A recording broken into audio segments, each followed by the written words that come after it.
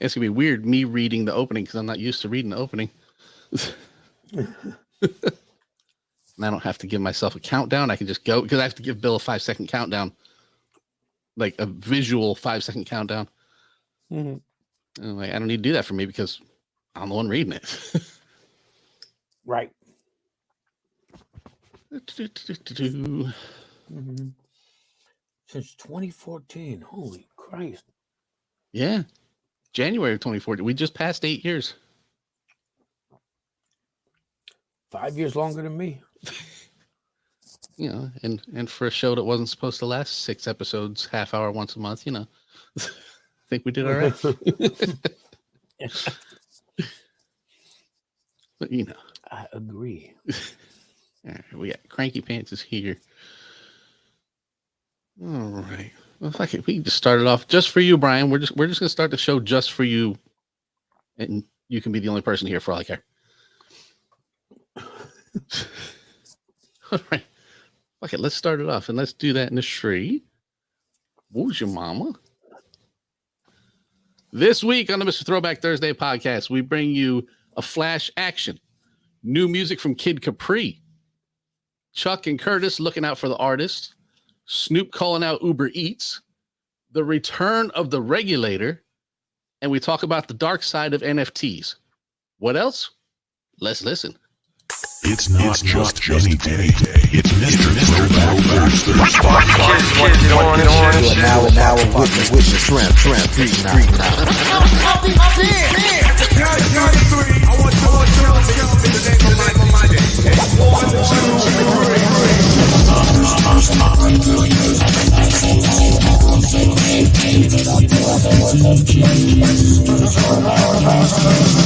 And now, here's your host, Bill Winters, and Mr. Throwback himself, Drop it.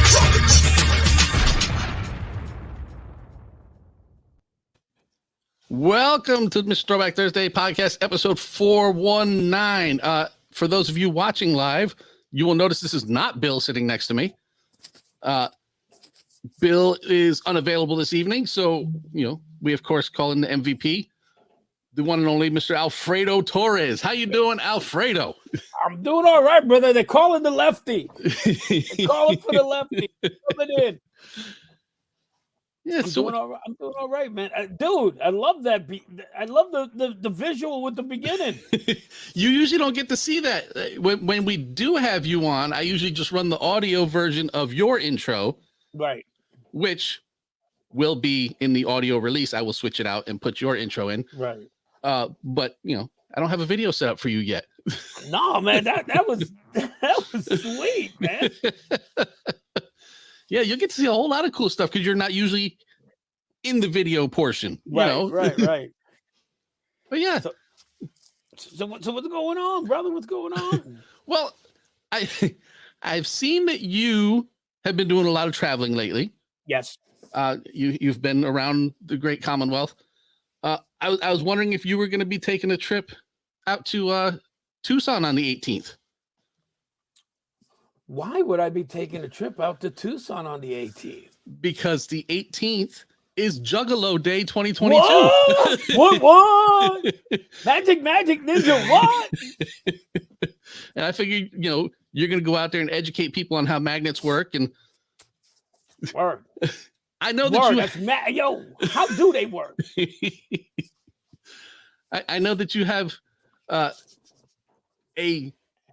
thing for juggalos. I have a healthy respect for juggalos and juggalo culture. I am not a juggalo. No. However, let's give the devil a due for a group that everybody laughs at, that everybody considers a joke. Not only have they been inspirational to horrorcore, pretty much started it. Yeah. Made an entire genre of rap based on what they do. They have a following as loyal as the Grateful Dead, as Deadheads. Yep. Their music, as far as as it goes, is really not that bad. No. It's not. I mean, it's not great. Let me. Yeah, it's not KRS-One. No, But and it never will be. It's also not Gerardo, you know? Exactly. You know. I mean, honestly, I think some of their earlier stuff, is better. They don't.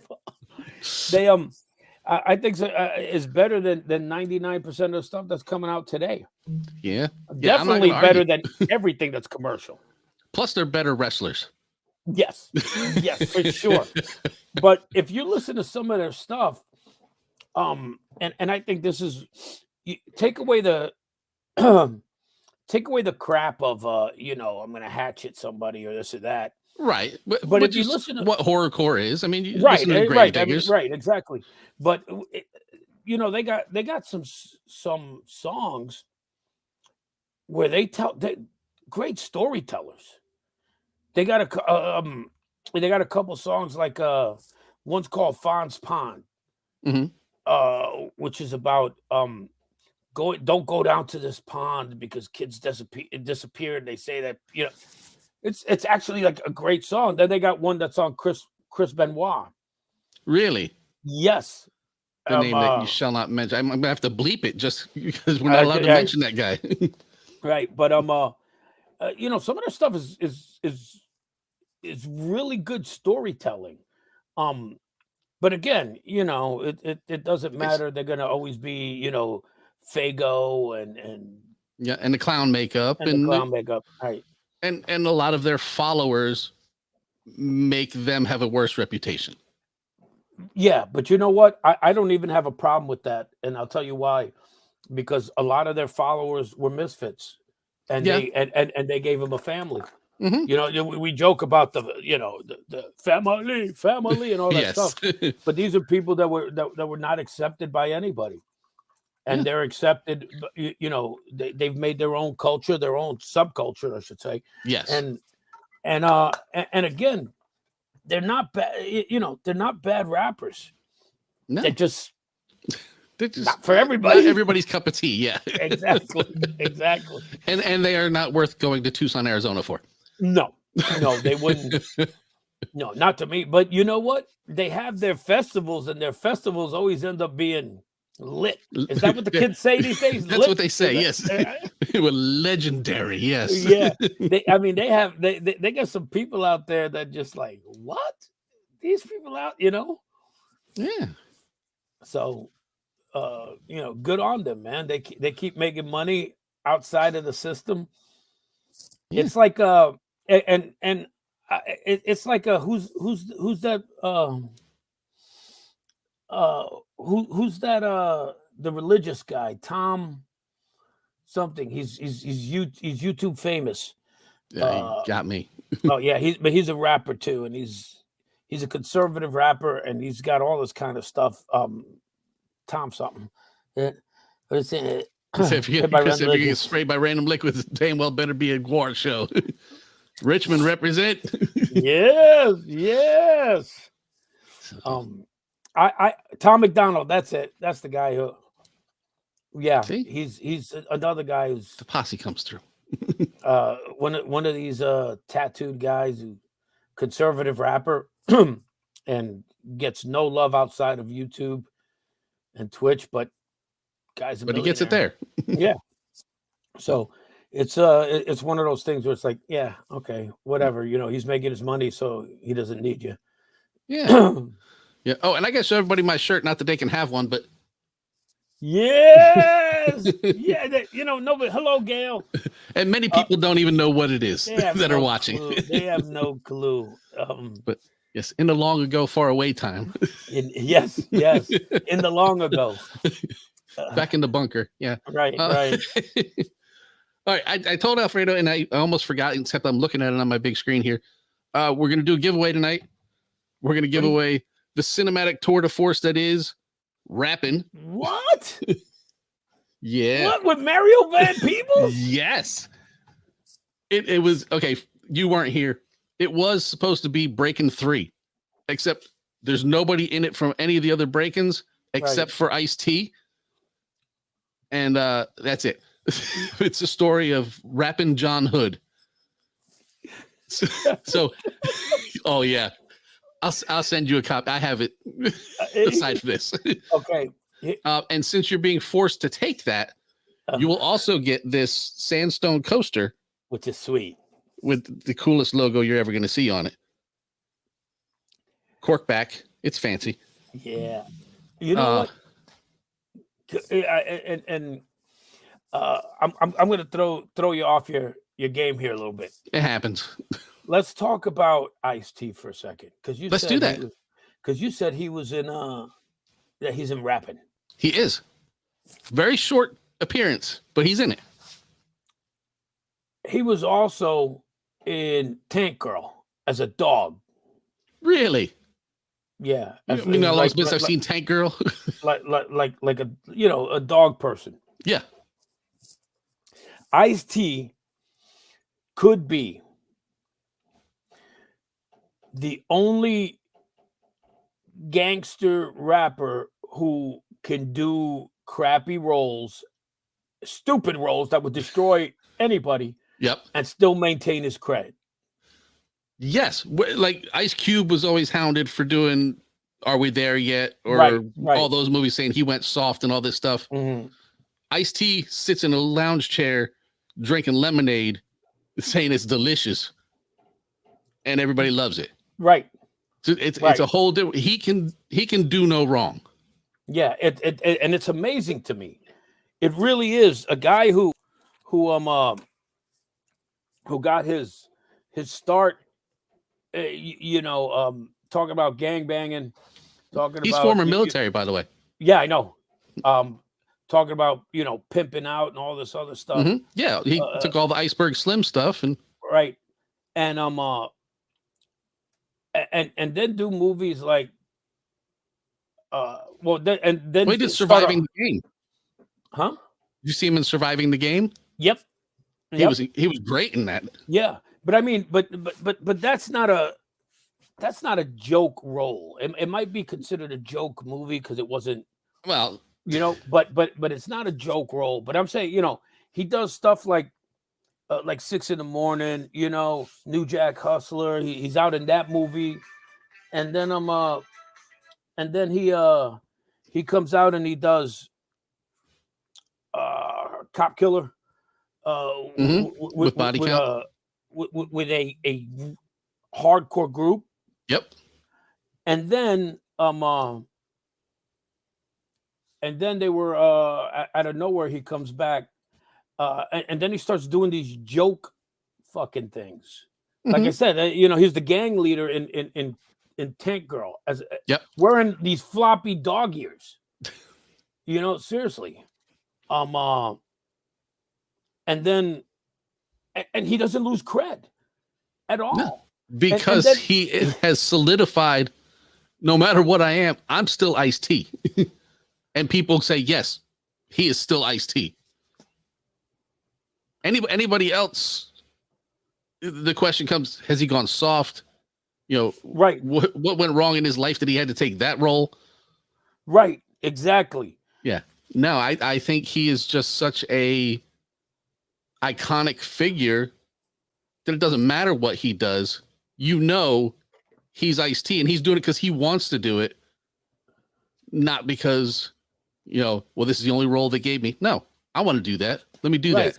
He even did that show on VH1 with Coco. Ice Loves Coco or something like that. Yeah. Yeah. I mean, how much more of a fucking joke could you really look at? Yeah. This. That's like the surreal life, or right, and then and yet doesn't lose any cred. No, doesn't lose any cred playing a cop for how many years on at this point? SVU? Yeah, this 20 years, 21 years, something like that. So I mean, good for him. I just wanted to mention that because again, he's in rapping. He is hashtag rapping. Yes. So as Alfredo just told you, you're gonna need to put up hashtag rapping, no apostrophe, no G. RAPPIN. And here might be able to put it on the screen because I'm cool like that. I can have it say RAPPIN. Wow. Now I can hit show Look at that. Just put that hashtag into the chat wherever you are. That's Twitch, YouTube, Facebook, whatever, and you'll automatically be entered to win, the masterpiece that is rapping. But I really want to say I saw it years ago. you probably did. It was horrible. Yeah, of course it was. But we've talked like 15 minutes here and have gotten to know news. So let us get into some hip hop Let's headlines do it. real quick, don't you think? Yep. All right.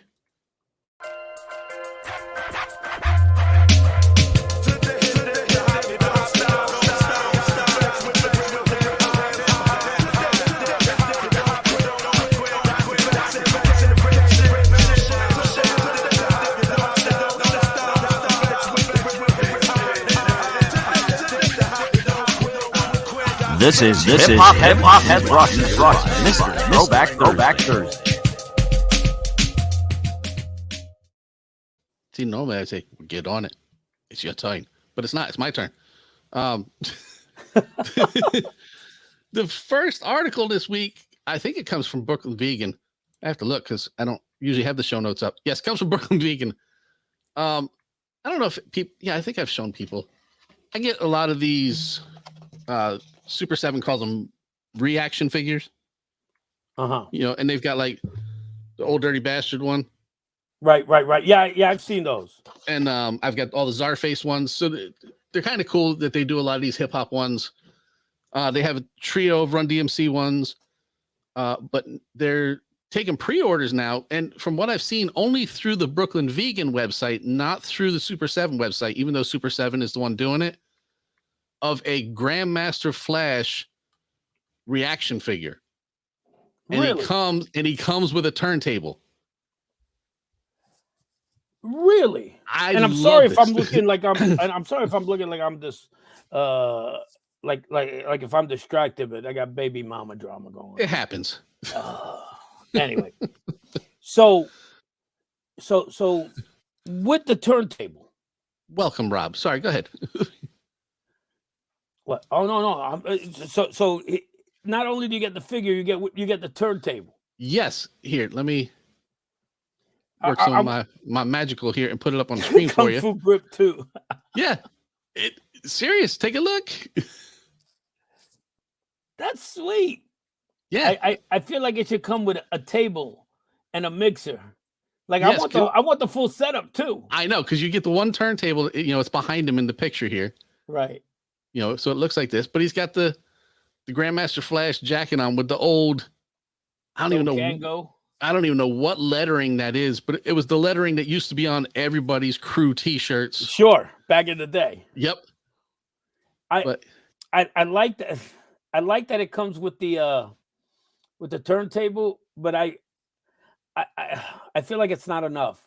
Like, don't give me the turntable And or not the give me mixer? the two turntables, the mixer, and the table to put it on. And the purple crayon that he used to use Right. to mark his Right. records. Right. I mean, you got to give me the full setup or nothing, because now all I got is a piece to lose. You know? like the gun to your G.I. Joes. Exactly. Exactly. Yeah, when the Kung Fu grip just wasn't tight enough. Yeah. Exactly. So I see Gino did the rapping, so did Christopher, so did Andrew. Nice. Getting that hashtag rapping up in there. Because everybody wants rapping. Ice-T, baby. Except me. I'm trying to give it away. I paid $4.99 for it. What? Yeah. So plus shipping to get it to you, man. I'm in like $10 on this deal. Who knows? I might throw some more Death Wish stuff in to make There it you interesting. just to take a little sting off from you having to watch rapping. But yeah, so I'm looking at it. I think it's like $18 is what I saw, which is, That's not bad. it's not bad. But when you get into the shipping on top of that, I don't know if I'm in for the pre-order, if I might just wait until it comes out and then look into it then. Because I don't want to get into collecting a bunch of on-card action figures. Right. what I believe I may do is break them all out of their boxes and put them on my podcasting desk, because it's not like I'm planning to resell them. Right. Oh, did I ever show you my breaking one? You Now that haven't we're shown talking me about rapping. any of them. Hold on. You haven't showed me any of them. This is the coolest one. I don't care what anybody says. Since we brought up rapping, we're going to bring up breaking. I have this. What? But wait. Inside of this, I might be able to get it out now. I have to do this just right, otherwise I tear it. Damn you. There. Inside of it is the TKO crew. Sweet. Turbo, Ozone, Kelly, and Turbo's got his broom. Oh, that's fucking awesome. So, yeah, that's my favorite one. But more on that later. Oh my God. So let me ask you this, because I'm the same way. I don't buy stuff to collect it. I mean, I buy stuff to enjoy it. I don't buy stuff to put it away and resell it. Yeah, like I do that with a lot of my video games. Like I buy a whole lot of Nintendo games and Nintendo 64 games, stuff like that, with the intent of playing them, not putting them on the shelf going, look what I have, it complete in box. Now, this thing, the breaking one you had in the box though. Well, are you gonna break them all them out in the box still. Right. Are you gonna break them out? I think so. Sometimes stuff comes in a nice set, and I don't want to take it. Like I wouldn't get rid of the box. Right. Like you know the Little People? Yeah. You remember playing with Little Peoples when we were kids? Like this? Yes. Yes. they've got the Beatles and Kiss Little People. And as you can see, Run DMC. Right. And now I got to get that one too. I haven't breaking them out because I love the way they look in the box. Yeah. And it's like I don't want to fuck it up. That's like the ODB one. He's on the card. Right. He's on the card. That's the cover of the album. Yeah. So I don't know about that one. That one might have to stay there. Right. And it just and I love the box, and I'll tell you why. Because I was traveling. I was coming back from Tennessee. No, I was on my way to Tennessee. And I didn't see Arrested Development. Just like yeah. But I stopped in one of these, truck stop gas stations. They have all the stuff that you could buy things there. And do you know what a Crosby is when it comes to recording equipment? I mean, when it comes to record players and everything. Crosby, they do the fake the old school portable record players. Okay. Well, they also do old school radio, so that everything looks old. It looks vintage. All right. So I stop in this truck stop, right? And I go and I'm looking around because they fascinate me. All the name tags, keychains and all that stuff. Yep. And I'm always looking for Alfredo, and I never find it. Never find it? Never. And I turn to look, and I see a classic boombox. And I'm like, get the fuck out of here. Like and a real, not a remake one? We're getting there. Okay. But I see it, and it's like, oh shit. And I run to it, and I'm looking at it like, and then I see the name Crosby. So I know it's a remake, but it looked straight out of 1984, man. It was awesome. And I would love to have one of those again. Not a little one speaker Iowa one. I mean, full on the ghetto blaster. Right. Well, you want the big 10D volt battery, 20D battery. Yeah, no, man. So you can get it in there, and it'll only be like, it'll only play one side of a tape. Yep. Yeah. But I got a dual cassette player in my living room. A Techniques. Right. Dual deck, and I use that, and I got a Pioneer turntable from 70 something that I use, and yeah, I'm old school, man. Yeah, exactly. It's awesome. And I actually thought about buying it because I've never seen one that I could afford. The big thing now is Bump Box. The fuck's a Bump Box? Oh, Bump Box is a gigantic boombox, but it's Bluetooth. Get that shit out of here. If they had a cassette player in it, I would have one already. But they're fully modifiable. Like I could take our logo and have it screened on each speaker. Wow. They make a DMX one where the whole thing is customized with DMX logos and Earl's on there. And curse and you get a bunch of dog barking. yes. Sweet. and it screams what at you a lot, but Look they at have an EPMD one. They got a whole bunch of them. But who was what's his name? Yeah. No, Reese saying that he had a Hitachi. Hitachi, yeah. I had a Sony. Well, it wasn't no big one. It was just a decent sized one. I didn't even have a Sony. I had a Sanyo. Ooh. Yeah, no, I always wanted the JVC, especially when LL came out. Yeah, no, if you got that, it was getting stolen. Yep, while my JVC vibrates the concrete. Yeah, no, that was getting ripped off. If you got it, I would never have thought about it. You got to keep it on your shoulder and have your boys surrounding you. You cannot walk down the street. All right. So what's the next story? Next one, you've seen what the halftime show is going to be for the upcoming Super Bowl? Yes. Okay. Oh, we're not supposed to say Super Bowl. The Superb Owl. Whatever. They're bringing in, now I don't know if it says Dre is doing this, but I think it was the NFL actually who did this, not Dre, as the article says. This comes to us from Complex. It's Dre, Eminem, Snoop, Mary J, and Kendrick, but they are bringing in two deaf rappers, Sean Forbes and Warren Wawa Snipe.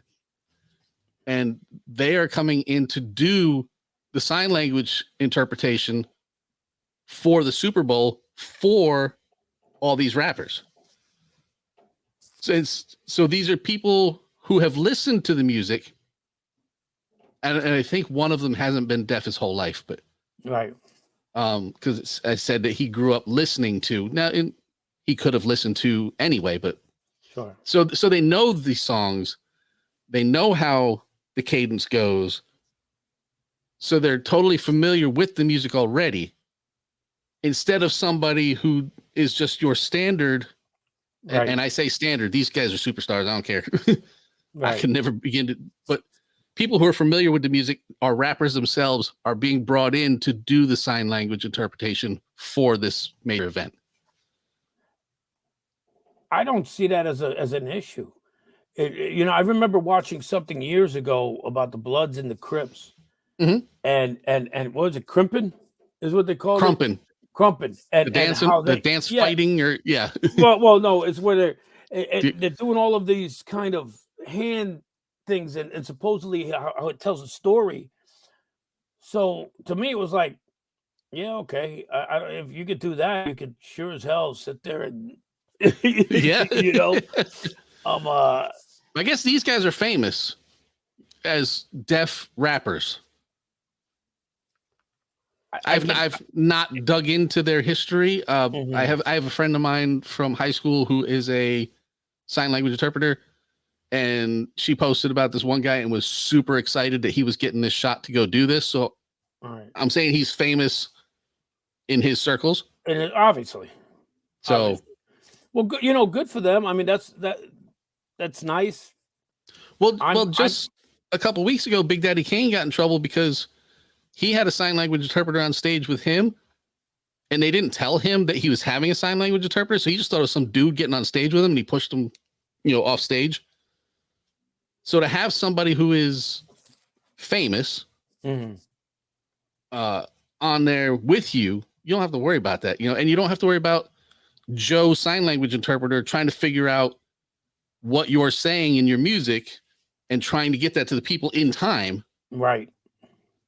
I mean, that's cool. I don't think Big Daddy Kane should have gotten in trouble. I mean, nobody's telling him, and then all of a sudden somebody, jumps on the stage. Well, that was the thing. He came, and when he found out who he was, just like a couple minutes later, He brought him back out. He apologized to him. He apologized to the crowd. He's like, I just thought he was, his management didn't know or anything. So, but they never talked about that part of the story. All the clickbait headlines were, Kane does this. Yes. Chris Kinsley, check the woman that signs for Twista. I have seen her. She is also famous. I believe she signed for Busta Rhymes too, which is also probably a near impossible task. Jeez. But it's got to be when you're signing, you got to take shortcuts, I'm sure. Like if you ever watch closed caption, which I do a lot because I can't hear. Yeah. I got hearing problems. So I watch it, but I hear enough to know like that's not what they said, or they cut out a whole line. It's like what happened? Yeah, because it wasn't important.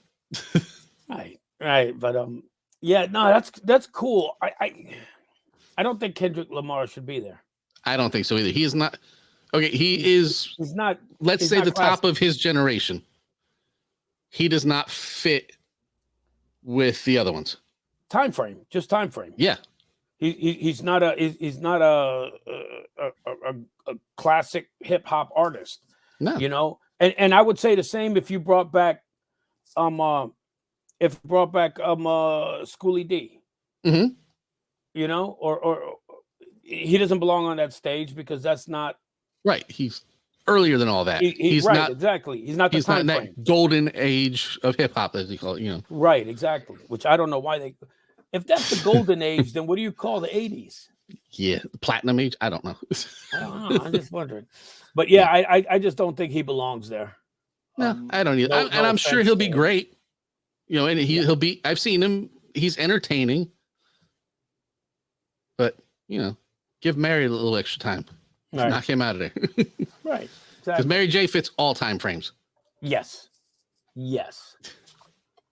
Side note, you're saying that he doesn't belong there. How about the Rock and Roll Hall of Fame nominees? Have you seen this year's list? Next story. Bro. Ugh. I just wanted Tribe Called Quest. I can think of some other, but okay, they are large enough and had major influence in the game. Okay. At the same year, Eminem. Here's what's going to happen. First of all, Eminem's going to get in. I know. He's got no business being there. Sure as fuck doesn't have any business being there before some of the other hip hop artists who aren't even nominated. I mean, let's just Wu-Tang Clan. Just right. So, but he's going to get it. As a matter of fact, I heard him and Duran Duran are leading the vote race. The voting. Name recognition. Got it. Right. Again, it shouldn't be in there. No. There's still too many.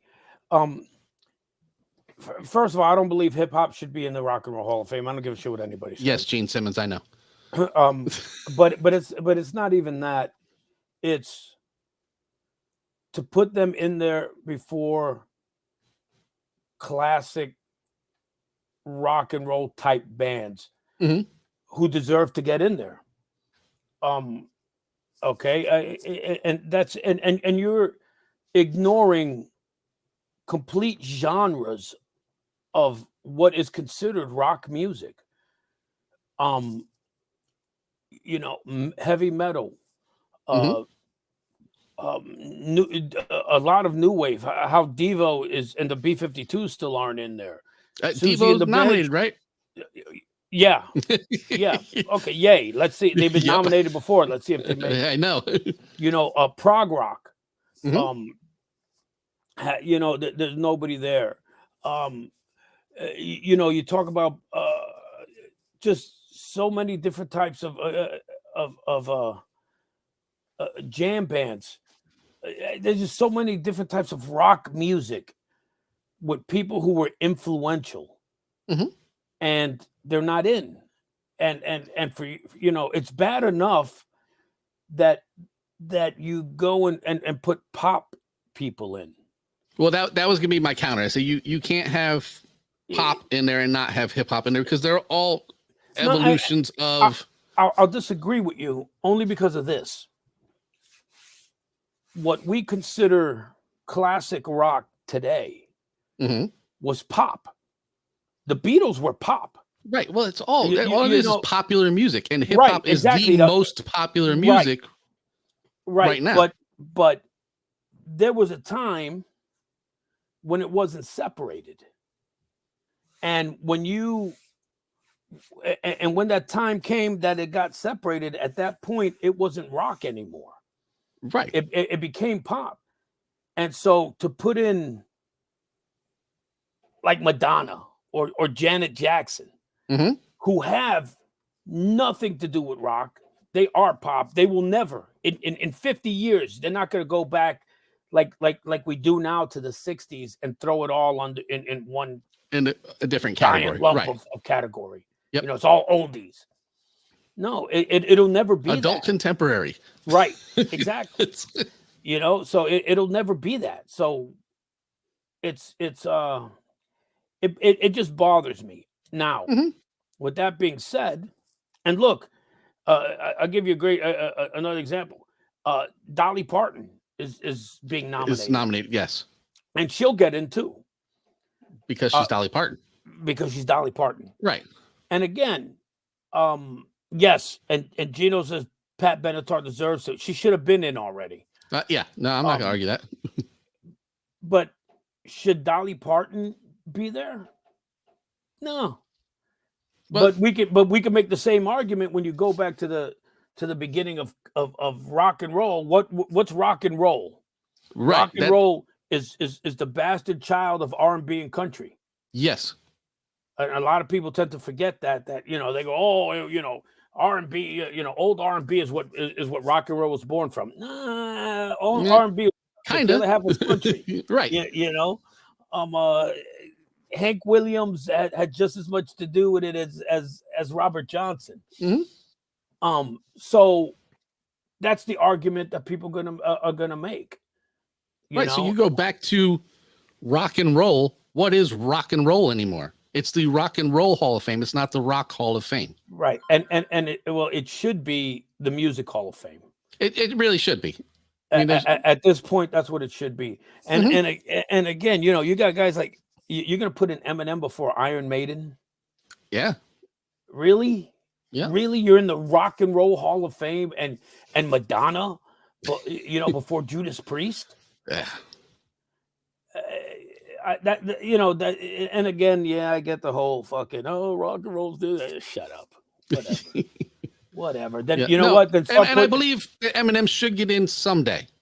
I don't No, like oh, him, yeah. but the And- dude yeah. is super Right. talented, had massive influence. Sure. after BDP, After a lot. after Tribe Called Quest, Yeah. you know. After Um, Chic. Oh, that's right.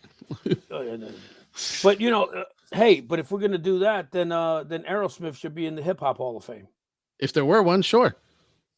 There's gonna be one soon, We would hope, yes. right? But I mean, they should be in there, right? Yeah. And they then were at some apart. point, you need to start talking about having bands like Korn, Limp Bizkit, Limp Bizkit, possibly Linkin Park, Kid Rock. Kid Rock. What you know? I mean, Mhm. you're gonna tell me that's not hip hop? No. Well, it might not be. It's rap. Right. Yeah. It is. It it's is an rap. offshoot. Well, your boys ICP. Let's settle down with your boys. All right. But I mean, if You're the only one here who could speak on them. So if we're gonna do, Your if man's we're in gonna them. play that game, then all right. Let's start looking at where did you start? What did you start taking music from for your beats? Does that mean you Disco. know? Well, no. Let's no. Well, disco, yeah, but you know, could Led Zeppelin be in the Hip Hop Hall of Fame under beats? I'm sure there could be a sample category, Right, You know, like okay. most used samples, and bring them in because Yeah. So I mean, what are you going to do when someone says, you know, they shouldn't be in the Hip Hop Hall of Fame? Well, without them, you don't have Rhyming and Stealing, Mhm. you know, from Yeah. the Beastie Boys, right? You know, Yep. and we could sit here and, you know, how many other one of the things I love to do is I like to look at what songs got sampled, Yeah. because you know, I love those guys who are really Hall and Oates. creative. Hall and Oates, yeah, okay, they should be in the Hip Hop Hall of Fame. Yeah. obviously, people like James Brown and Right. yeah, but no one's going to complain about that. But when you The throw funky out, drummer. what is it, the Incredible Bongo Band? Yeah. Apache. Apache without, yeah. But now take Apache. Apache was originally done by a surf group called the Ventures. Mm-hmm. I have a Ventures album here. Yeah. Okay. Are you not going to put them in the Hall of Fame? In the Kraftwerk? Hip Hop Hall of Fame? Without them, you don't have the beat of early hip hop. Yeah. I'm just saying. We just gotta get the Hall of Fame built first. Then we can start letting people in. Yeah, there you go. And you're everybody gonna have except for Gene Simmons. right. Fuck, yeah, Fuck Gene Simmons. Fuck Gene Simmons. and you're gonna have your cornerstone brick in that Hall of Fame. Yeah. Longest running podcast done by a fan of hip hop. Right. That's more legit than most hip hop freaking done by podcasts. artists. Right. But anyway, next story. The one and only Kid Capri has a new album out. He hasn't had an album out in 25 years. Really? And he's rapping on it. Really? Yeah. And he's honestly not bad. I mean, he's had all these years of experience, but we talked about when KRS-One and Big Daddy Kane did their verses, KRS's DJ was Kid Capri. Right. And they're like, well, why don't we have a DJ battle between him and DJ Scratch? Well, Kid Capri is not that type of DJ. Yes, I'm sure he can cut and scratch here and there, but he is a party DJ. He is a club DJ. It's a whole different world. So it is. I used to tell that to people when I used to DJ in bars. Mhm. They'd be like, "Oh, Over you're like at a FM? DJ?" I'm like, "No, man. I'm like I'm a jukebox. yeah, I'm that kind of a DJ. yeah. What do you I'm want a to hear?" radio DJ on Right. loan. Right. Exactly. Exactly. Yeah. So that's it. Wow. And you said, Ross says Gene Simmons could build his own hall. Yeah, with just Kiss stuff that Yeah. he's sold his soul to make. Yes. What? There's an item out there that doesn't have a Kiss logo on it. Let's fix hey, that. so man, you could tell today that my ADD is all over the place. But speaking of Kiss, it was funny because I just read this thing about Dimebag Darrell, who was a huge Kiss fan. Kiss And when fan, he yep. died, the article said that, well, first of all, he was buried with Eddie Van Halen's original black and yellow Frankenstrat. Really? Yeah. Was he But also built face down so the world could kiss his ass? I don't think it was. But in the article, it says how Gene Simmons knew that he was a huge fan, and he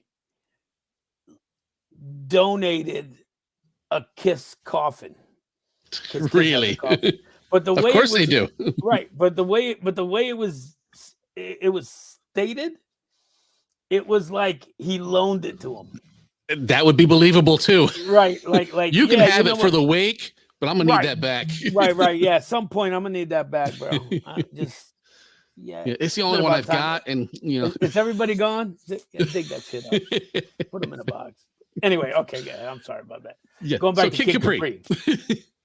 Yeah, so I mean that's a name that's up there. You know, Funkmaster Flex, everybody knows. Kid Capri, everybody knows. Cool DJ Red Alert. These are, especially in New York, these are huge names. Oh, sure. You know, Tony Touch. So for Kid Capri to, okay, I don't want to say he disappeared. He's always been around, but he hasn't released anything. You know, since what I say, 25 years. Yeah. But So, the since the last last verses, century. yeah, the last verses, he came in and threw a couple of lines out there and was rapping. I was like, what does he think he's doing? That's not his thing. But now How was he's it? got a How'd whole it sound? album. Not How'd it bad. sound? It was one of those, he had practiced it, but forgot part of it at the end. So like he like faded off, like anybody who freestyles or whatever, when they start running out of stuff, they're like, and they move on. Yo. Yeah. But it's got a classic feel to it. His rhythm, his patterns, his flow is all 1988 hip hop. Sure. So it means I like it.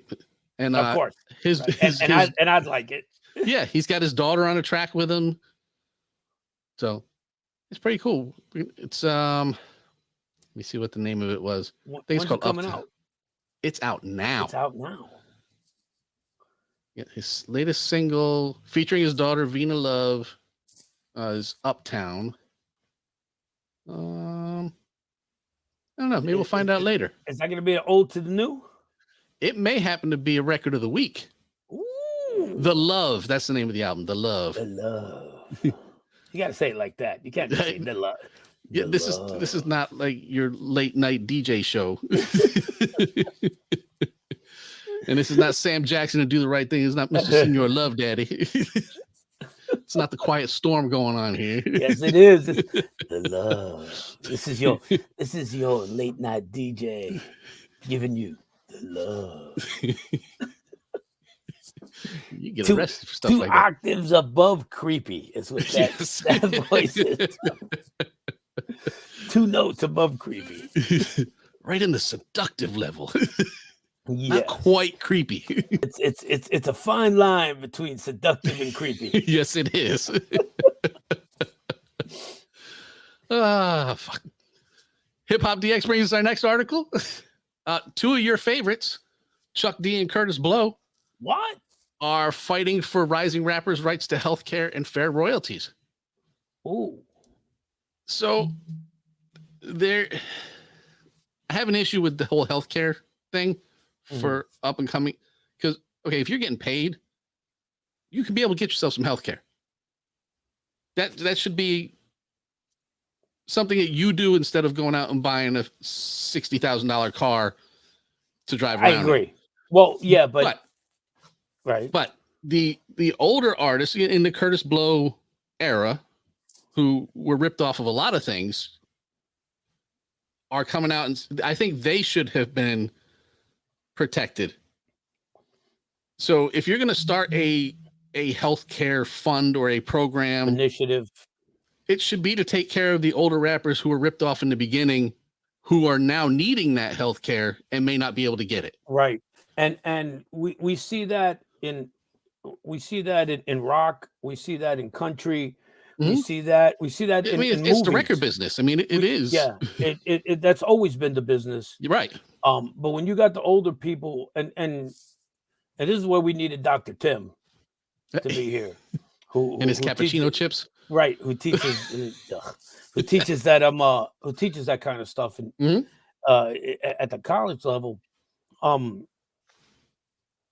Back in the day where they didn't know about royalty rights and all of that stuff and performance rights and Mhm. who gets the music, who gets the money. Yeah, here's your $1,000 signing bonus. Right. Let's go make you a record. Right. Let's go make you a record. By the way, that $1,000, that's not really a bonus. It's a front, Yeah, it's an advance. Yeah. right. Exactly. In advance. Yeah. Rob, Rob wants to know what I'm drinking. I'm drinking this. you know what he's drinking? Same thing I always drink. Just normally it's in a cup. Some Death Wish. Yes. Friends of the show, Death Wish Coffee. Yes. So I think back in the days of hip hop, the early days, those are the guys who should be taken care of, Mhm. because those are the guys who kind of got screwed. I mean, those were the guys who were sampling stuff that didn't realize that they were supposed to pay money. So when Right. whatever money they made, then it ended up, Yeah, paying the it label out. takes all the royalties, and then Right. you pay out of your part for Right. using that sample that you didn't tell us you were using. Sure. Like the surviving members of the Furious Five, Mhm. they probably could use some help. Yeah. Sha Rock's the same way. Anybody who's on Sugar Hill Records. Oh, they got they took. got jacked. They got took. I know, when we had Sha Rock on, she was saying she is still in litigation over her contract with Sugar Hill. Now we're talking the 70s. Yeah, you're talking about a label that's been dead. Mm-hmm. Um, Yeah, no, it's Sylvia Robinson and her family. She used to put her kids' names on producer credits on the album.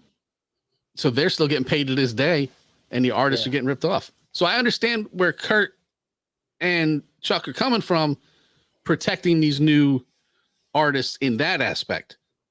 So yes, we're going to be here, or we're going to set up this group to take care of you and walk you through this contract deal, so you don't get happening to you what happened to all of us. Right.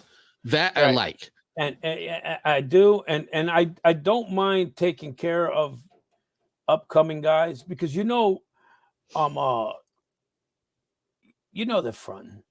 You look Yeah. at the videos, that's not their Beamer, No. that's not their Lambo. Well, I They- say you ever see the pictures online, like a picture of someone taking a picture in front of somebody else's car? Yeah, You know, like, Yeah. oh, check out this car over here. Hey, can we take our picture in front of your car? And I want to use it on my album cover. And right, you know, right.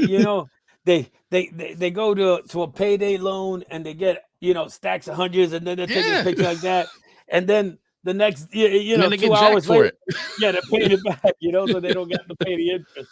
I mean, come on, we know that, and it's Yeah. and it's part of the image, and all right, cool, Right. whatever. But those guys are hurting. But the minute you buy your own $60,000 car, Yeah. no, you should have bought healthcare first. So, and that's another thing that maybe start a program to teach these kids on the things they're going to need to do. Like, you're going to need healthcare. You should probably invest some of this. You should put some of this away, because it's going to stop coming in one day and you're going to have nothing. Right. All the things that nobody's telling them. Well, oh, get your record deal. Come on, let's go. You got all this money Right, now. Let's right, go do right, this. right. There's going to be enough of those people. They need to have the people guiding them on what not to do. Yo, put your record on wax. Trust us. It's your life on the X. Thank you, Rob. All you get's a pack of Newports. It's a Puma sweats. Shout out to Pete. Yep. But we joke a lot about Curtis Blow when we saw him. Yes. But by the same token, how sad is it that he's shilling out pictures with him for $10 a pop? Yeah, and a free CD. And a free CD, yeah. So that you could, I mean, it's like he's still hustling outside, outside from the back of his trunk. Yeah. What I would really like to do, and I've talked to a few people about this, and I really need to find somebody who is more knowledgeable than me about setting up conventions. I think there should be a rap con or a hip hop con, and you can get these older rappers and DJs and breakers and all these personalities that everybody knows, but that they've never been paid for what they do, and get them in there in a signing thing, okay, sitting around at all the tables like your Comic Cons and horror cons and stuff. Sure. And get them paid. Have people line up to take pictures with Curtis Blow. Have people want autographed photos of MC Shan, whatever. Get them in a hall, start small and build it up and make it a whole convention. Mm-hmm. I think that'd be great. Where do you hold it? I mean, say we're talking about here, like out at the Virginia Beach Convention Center. Because you can make the halls smaller or larger as you go along. Right. Now, let's talk about the elephant in the room. What kind of clientele going to show up? You never know. I mean, you've been to an old school show? Mm-hmm. I mean, you've been, and it's of course, people our age sure, who are out there having a good time. So I would think the majority of the people coming to see, for example, Curtis Blow, Sha Rock, Raheem from the Furious Five, are going to be more in the 40 to 60-year-old range. But is that going to draw enough people? Or now you're going to have to start getting, because you got to get the names to bring them there. Right. And so who the hell knows? No disrespect, but who the hell knows who MC Shan is? Right. Your average you Joe. Yeah, I do. Right, but you'd have to bring a hammer. Right. You need problem a name or two. Right, but the problem is that now you're starting to get into people you got to pay for. But you're also getting into. You're starting to get more into a younger audience who might know, and that younger audience might be it might the bad thing about hip hop culture is that it can be intimidating. True. And so But when you put it into a convention setting, you're now separating that a little bit. you hope. Well, yeah. Yep. It concerns me. And the whole thing is that it's a legit concern, but God forbid you bring it up. Right. No, that's fair. I mean, as a convention setting, you're going to need to have your security in place, Right. just like everything else. But yeah, I mean, you could have DJs performing, Which I think would be awesome. Yeah, this guy's going to do a half-hour set. This guy's going to do an hour set 2 hours later. Sure. Come by and see this graffiti artist who's working on this piece over here. Have your vendors. Right. I think it's just a matter of really grabbing a space, getting sponsors, because you're going to have to cover bringing these guys in. Well, So yeah, I- just so I like would with any convention. Right. But I think if gotta you're going to cover the do hotel something like room, you that, got to cover the meals. You got Right. So I would think that it would have to start off like in New Jersey or, outside could of do the it- city, someplace where everybody's fairly close to would be have to bringing be. in. I think it would. Yeah, but I think you could do it in Virginia Beach. You could That's do it in possible. Chesapeake. I'm just you- talking about you- the cost of bringing people in. Oh yeah, you could. Yeah, Jersey. You could do it in Like You can do White it in- Plains, yeah. someplace I was gonna say reachable. Yonkers. Yeah. Yeah, Philly. Yeah. Philly wouldn't be a. Well, I don't know if you want to go to Philly, man. Find a nice enough place. It's like finding a place in Jersey. But anyway, right. Baltimore, Camden, New Jersey. Yeah. Camden. Yes, Camden. But I think that's something that would take be it someplace safer, like the Bronx, like Chicago. Yeah. like Chicago, right? Yeah. But no, I think that is something. But I think an issue with that would be getting some of these older MCs and DJs and breakers to get themselves into a con setting to go, okay, I'm past where I'm going to be performing regularly. I need to find this, except that I'm now in this other lane. Right. I think it could be very good for them. I mean, how much do those guys pull? Just, for example, Kane Hodder at, Blood at the Beach. Okay. Everybody knows Kane Hodder, but I mean, how often do you see Kane Hodder to know him, but look at him? Only people know him from who are horror people. Right. Well, that's what I'm saying. But he makes a ton of money. Look at Machete Zombie from Dawn of the Dead. Let's take something like, this guy who was there literally, 15 seconds on screen. He gets a machete put in his head, or the helicopter zombie. Yep. From Dawn of, what's he famous for? He's famous for getting the top of his head cut off by a helicopter. Yeah. Harry Krishna Zombie is another one. These guys they'll go out to a convention and they'll make $500-$600 a day. Yeah. Selling autographed just to pictures sit there. Right. Sit, and dress the way they used to, and people are like, oh my God, yeah. And a lot of them, they have their banners behind them. So like, if you don't know who the person is looking at them, but you look up at their banner, like, oh, I know that guy. I just didn't know that was him. Right. For a lot of these, okay, if you're Powerful Pexter from the New York City Breakers, a lot of people may not know what you look like anymore.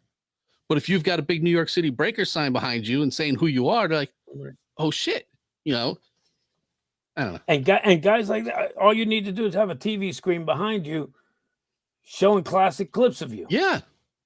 Because people might not even remember the name. Right. But I've seen that video. Oh my God, that's you. Yeah. Oh, or a laptop and have it on a thumb drive and have it sitting facing the audience right. who's walking around. Exactly. I mean, just something to catch somebody's eye to go, oh. Right. Yeah. I just gave my idea to everybody in the world. Sure, right? I'll give you the name, Mike Federati. I know. That's exactly what I was thinking of. Mm-hmm. But I don't know if he'd share information. Not like I'm going to compete with his cons, but Right. But who knows? Maybe he'll he'll give you for 25% of the profits. Yeah. I'll tell you, but sign this Put your X on. Yep. See, there's a good sign right there, Brian. Get Death Wish to sponsor it. They're loaded. They got money. Now, Yeah. thanks to you. So he said Snoop Dogg was going to be at the Super Bowl. Right? Oh, sorry, at the Superb Owl. Did he see? He just blasted Uber Eats on Instagram. You know, Snoop's got a About few what? followers on Instagram. Yeah. Well, I think he just broke 100. yeah, they come to his house. You know, he places his order, pays for it, and everything. Blah blah. The guy gets there and messages Snoop, says, "I'm here." I guess the standard protocol is, I will tell you I'm here. I give you 8 minutes, then I roll out because you're not coming. That's Uber What? Eats You policy. broke up. You broke up. It's Uber I'll Eats. get to your house, give you. Right. Uber Eats policy is the driver shows up, tells you he's there by text message or whatever, Right. gives you 8 minutes to reply. And then if he hasn't heard from you, he rolls out. Okay. So I guess he messaged Snoop and said, "I'm here," and then didn't hear from him for the 8 minutes, and then still said, "Hey, I'm here," you know, which he didn't have to do. And then said, "Please call, not sure where to leave your order."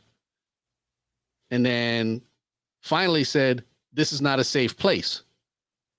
Now, one, I don't believe Snoop lives anywhere that's not a safe place.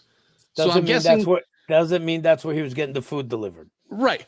But what I'm also guessing is it may not have been a safe place to leave your food where I Right. am.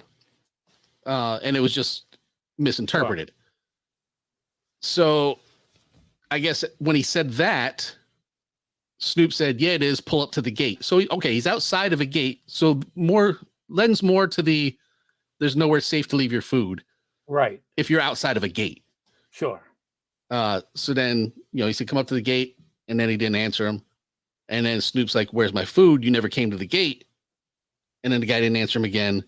So Snoop went to Instagram and said, Of "Hey, course. Uber Eats, where's my food?" And then he said, "Postmates, holla at me." So the world went nuts. And he said, you know, the guy took off with my food. I don't have my money back. So one of the two things needed to happen. Sure. So, yeah, Snoop's in an uproar. We'll no longer be dealing with Uber Eats. Here's my opinion of it. Dude, you had 8 minutes. That's the thing. You know had what? 8 What minutes do to answer me. Okay, 5 minutes. You're not next to your phone. Whatever. You're out of the room. Yeah, I'm getting. Well, first of all, I'm getting food delivered. I'm waiting for it. Yeah, Yeah. I got my phone. You know what I'm saying? Yep. Someone's hitting me up right now. So even if I go to the bathroom, that's number one. The beef wasn't at Snoop's house. No, it was outside the gate. Right. Number two. Okay. After the 8 minutes, I let you know again. Right. So I'm giving you extra time, and you're still not answering. Which I don't need to do, but I know that I'm delivering to Snoop at this point, I think. Right. So yeah, and let's okay. You're pissed off, Snoop. Would it run you? Eh, You know what's the tale? What's from a Bronx Tales? Cost you $20. No, you can't trust that guy. right. You know what it cost you? $50. Snoop, you're hurting for $50. But how does it impact Uber Eats now? If Snoop tells his Well, now- billion followers, Sure. Now it impacts the company, and Right. in reality, so it impacts people in Iowa who Mhm. had who had nothing to do with Snoop, or you know who might not even know who he is. right. So yeah, so to me that's not cool. It's not. And who's he hurting? Uber Eats ain't gonna honestly. Uber Eats, you know, the people who use Uber Eats are still gonna use Uber Eats. Right. They can post a whole bunch of stuff on Instagram and Twitter. I'm with Snoop, blah blah blah. But if Right, they use it, they're still making that call. Exactly, because they're lazy. Yeah. That's what it comes down to. What's the thing that's gonna destroy Uber Eats and DoorDash and all the rest of that stuff is when everybody says, you know, fuck COVID, I'm going back out, and the And I'm restaurants tired say, of drivers eating my food. right, and getting wrong orders that I've paid $20 more than I should have. Yeah. That's why I don't use it. Gotta love the feed. Never, Yeah, I've I don't. never gotten. Me either. I think I've used it 4 times and I never got. I'd to rather override. tip a pizza guy. You know what? I order a plain pizza. I know what it's costing me, and I know what I'm getting. You can't fuck up a plain pizza. No. You can't. You know. So yeah, I'm Snoop, man. That's like what is it?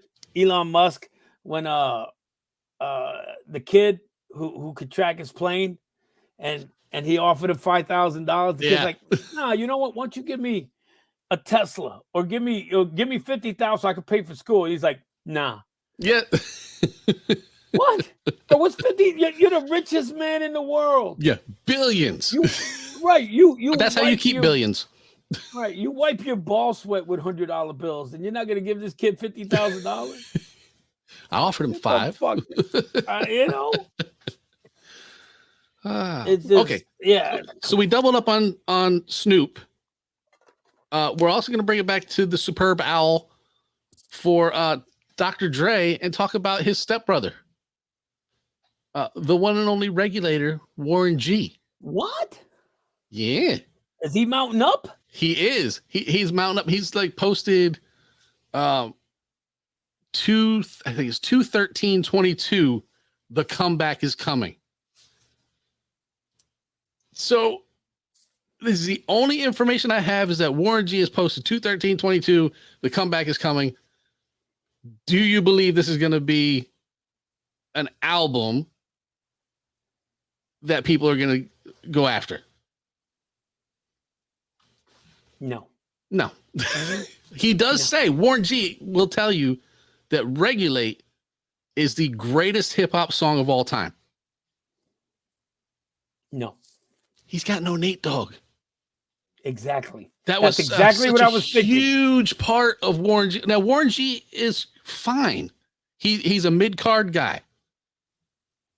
Nate Dogg brings him up about 3 steps. He's a mid-card guy, but with Nate Dogg, he's a top-tier tag team. Yeah. Hey, guess what? Costello made movies without Abbott. Yeah. Nobody fucking knows him. Nope. I believe Warren G is going to become a curtain jerker. And yeah, exactly. It's like, come on. Warren G, cool. You're good. Yeah. But stay in the middle card, man. You're an artist, you have something to say still, apparently. You need to follow up and go, look, I still got music to do. I can do this. You can win, Jesse. But when you have Regulate, like curtain when you have Regulate and you're telling everybody it's the greatest hip hop song of all time, which is not, but you're telling everybody that it's not top 10. No, great song, and that's not knocking the song, right? No, that's not knocking the song. But in any way, any category you could break up a top 10 hip hop, it's not in any of them. No, it is in the top 10 of hip hop songs named Regulate. Top 10 Warren G songs. Yes. Hip hop songs. Yep. So top 15 of Nate Dogg. Top 15 of songs of people related to Dre. That aren't Dre. Yes. That aren't Dre, right? Yeah. Yeah. No, not unless he's coming out at the halftime show spitting new lyrics. That's what I'm wondering, if he's going to come out if he said, Dre, come on, man, get me out there. And he comes out and does Regulate and gets everybody hyped. Man, I remember Warren G. He was the shit. And then boom, drops the new album. He might make some money that way. But you just come out cold out of nowhere. Right. Like, and it's Warren G. Yeah, because 2/13/22 is the Superb Owl. Right. So we'll see. Yeah, we will, or we won't. Right. Either way, I'm good. Our last article, I got it from Vice, but it's everywhere in the world right now. I call it the dark side of NFTs. Okay, I could probably already guess, but what's your stance on NFTs in general? I don't know shit about them. But Okay. my understanding is this. You own the rights to it in the digital world, whatever Yes, it is. that is wonderful. That's But I don't give a fuck about the digital world. Maybe it's No. because I'm old. yeah, And to me, I this virtual reality bullshit. and I don't- the metaverse and right, yeah. I don't know about that. I don't care about it. no, You know what? And if that's the future, just wait long enough for me to be dead, so I don't have to deal with it at all. yeah, But what the fuck does it matter to me if I own the Mona Lisa in the digital world? The fucking real Mona Lisa is in the Louvre in fucking Paris. It I is. want to bring it here and hang it up in my bedroom right next to my fucking poster of fucking Roger Waters. but you can't. You can only look at it online, Right, and it's backed by the blockchain. And right. you know, And can I even walk up to it and say, No. yeah, this is mine? no, They go fuck yourself. you can man. pull it What's up on your computer and show somebody. Go, I own this. that? Okay, well, guess what? Hey, I own it. Yeah, What proof is there? that's what the What proof is blockchain's that? for. Hey. Your name is in the blockchain, saying that you are the owner. It's a whole big Oh. mess. Oh, the blockchain. Yes, you don't know about the Oh, hey, blockchain? No, I don't. Please school me on the blockchain. Okay, as it was broken down to us by Ed Young, the blockchain is basically a digital ledger of ownership. That's basically all it is. It's a big, nasty description So it's that you don't want to try to understand. Essentially, it's a book in the metaverse, in the right where Mm-hmm. oh shit, bro, you better get on that, Brian. Yeah, the Mr. TBT NFTs. We're Yeah, on it. you can sell them for $10. Yeah, it's $10 Right more than I there. got now. Right. But yeah, I mean, it's bullshit, man. Yes, but everybody's it's very polarizing. People are either all in and are trying to figure out a way to sell their own NFTs, or they're 100% against it. They think it's stupid and it's imaginary and it doesn't matter. it is stupid. It's Yeah, there imaginary. is no in between. It is. It's again. Hey, right now I'm having sex with the 15 hottest women in the world.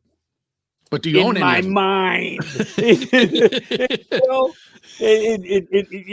when I was growing up, they called that a pipe dream, bro. Your That's- Samantha that's what- Fox poster. Yeah, exactly. Exactly. Get the fuck out of here with this.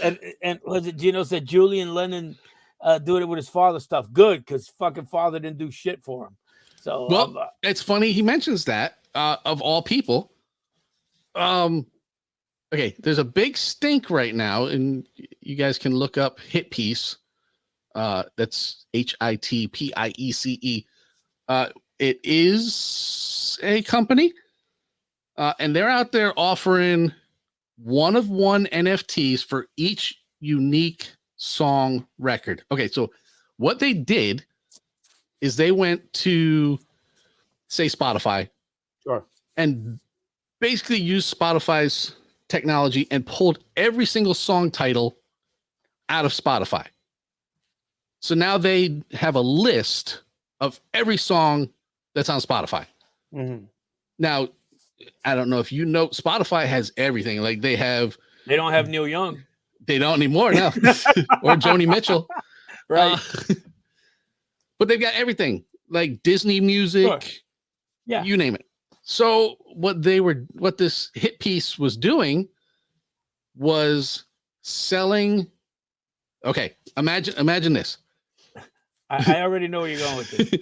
Imagine you have a brick and it's got an album cover and a song title and an artist name on it, and it's in this fake world. So like you can see the brick with the name and everything on it, Right. and you can buy that brick. Okay. So you will now, okay, say it's BDP, My Philosophy. You're like, I need to be associated with that Right. song because that's my jam. Right. You buy this NFT, which is the brick in the virtual world. Right.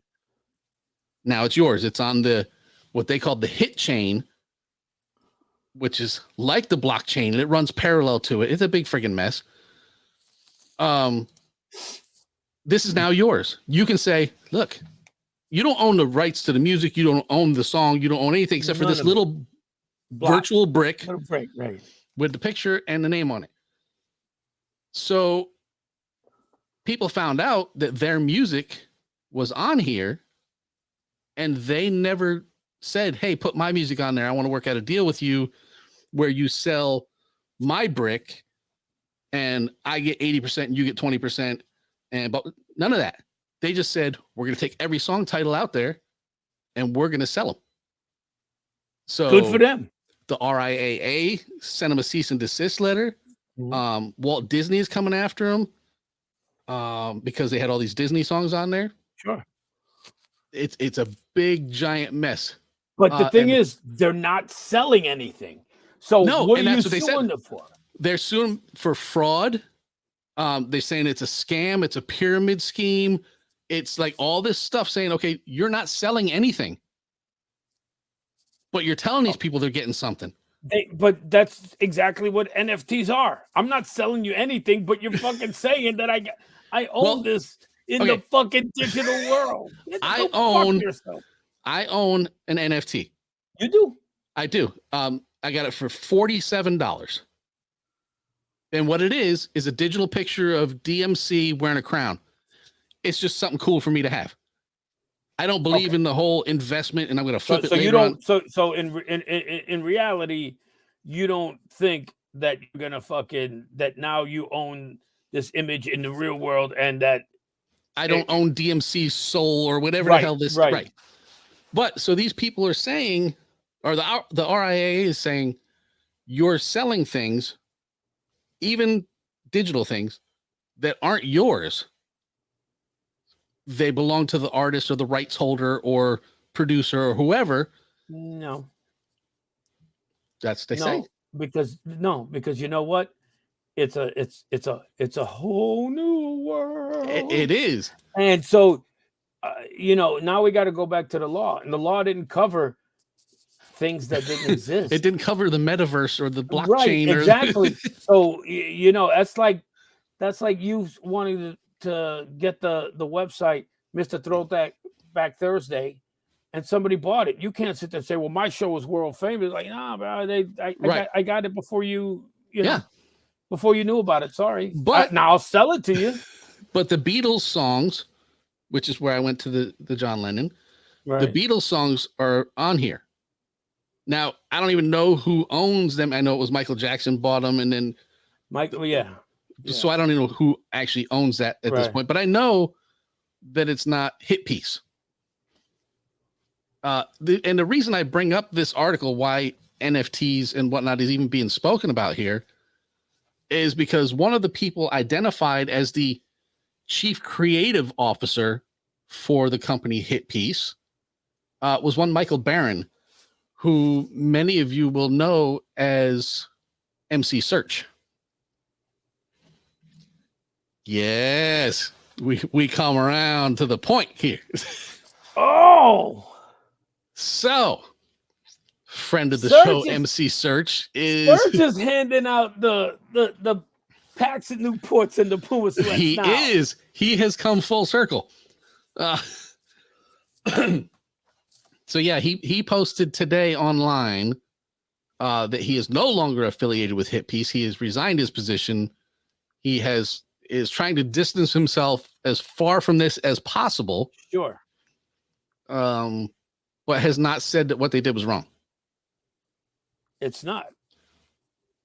There are a lot of people who are all over him directly saying this is some shady shit you're doing here, blah blah blah.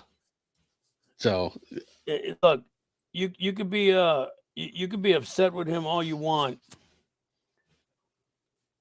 but he ain't doing shady shit. He didn't start this up. He didn't come up with the NFTs and people who had too much money had nothing better to do with it to sell it to him. No, this is something that was already out there. And before he decided to sell the fucking invisible brick in a fucking Yep. non-existing in the universe, fake world. right? In a fake world that says, that says "Don't stop till you get enough." Michael Jackson has got a picture to cover. Mhm. Somebody else was doing it. Somebody was selling the Mona Lisa. Someone was Rick selling. song? Right. Yeah. Yes. Exactly. Somebody was selling the Empire State Building. Right.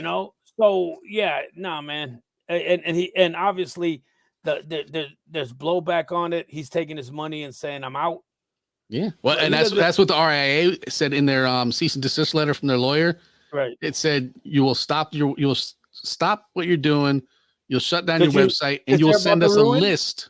Huh? You stop what you're doing because they're about to ruin. Yes. And you will send us a list of all your sales. Nah, now get the fuck out of here. Yeah, that's what the lawyers say. But yeah, so and they're gonna Search say no. in response, Search's tweet from 12 hours ago as we record said, "I am no longer working for Hit Piece." He tagged the wrong Hit Piece, by the way, because there's a whole nother. But anyway, to the artist managers labels that I was working with to create partnerships, I want to apologize for asking you to be involved. This was a poor choice by me, and I gave more than I got and lost more than I gave. More to be revealed. So I don't know what more to be revealed is. I'm going to hope that you forget about it when I don't get back to you in the next couple of days. You know what? Here's the bottom line, man. I don't care if I don't. It's if people are stupid enough, and that's exactly what they are to me, stupid, to pay for something in an imaginary world, but pay real world dollars. Well, that's the thing. You got to pay knock real world yourself out. dollars to get fake dollars to buy fake things to have for real. No, what do they call that? That's those video games. What is it? Candy Crush. That's what that is. That's Candy Crush. Get the fuck out of here. That whole bullshit. Nope, nobody's buying, Brian. I got oceanfront property in Arizona. Yes. Yeah, as I've been selling that too, man. No one's buying. No, I don't have a problem. I don't have a problem with a sucker being sucked. You know, but they didn't know. That's the biggest thing. What do you mean? They were unaware of the whole thing until they were aware of the whole thing. Yeah. No. Anyway. All right, let's take a break. Yeah. All right, we're gonna go to break. We'll be back with more. Well, I think we'll do some Woo News after this episode 419, Mr. Throwback Thursday podcast. That's a good question, Brian. I don't know how. I thought you said how did they find? Like, how did they know? How did they find out? How didn't they know? Because all he did was go to Spotify, pull all of the song titles off of there, and then ta-da! This is what we're selling you. How would they know? The thing is that what's the stop? Let's say this was good. Mhm. Let's say it was good, right? What's to stop me from fucking creating the fucking Torah's verse? Nothing. And to sell. Okay, you may have the rights over there, in the Hit Piece verse, but you don't have the rights to that same song in the Torah's verse. Right. Get the fuck out of here with that shit. Yeah, when you start getting into digital, into the fake world, what are the rules and the laws in the fake world? There's people buying property. There are people buying penthouse apartments in the metaverse for like $200,000. For the Sims character. Yeah. It's for the Sims character. Exactly. It's a real life Sims. You cannot go there. Tell me this shit isn't the Matrix. Yeah. This is the fucking Matrix, man. People are fucking sitting there plugged in with their fucking visual shit and completely out of the fucking real world, man. Yeah, you need to watch the movie Ready Player One. Actually read the book Ready Player One. It's I don't read, bro. I know. That's why I told you to watch the movie. I told everybody else to read. Good. Appreciate that. I got you, man. Let's see. I'm selling my Imaginary Things collection. Deep discount. Brian's on fire. Yeah. I won't buy them unless they're backed by the blockchain, Brian. Right. Or the dog chain. Yeah. JYD. Yeah. Let's see. What kind of drop should I have for this week? Well, one that you haven't heard or haven't heard in a long time. When is Gail going to get to do a drop? She can do one anytime she wants. How about...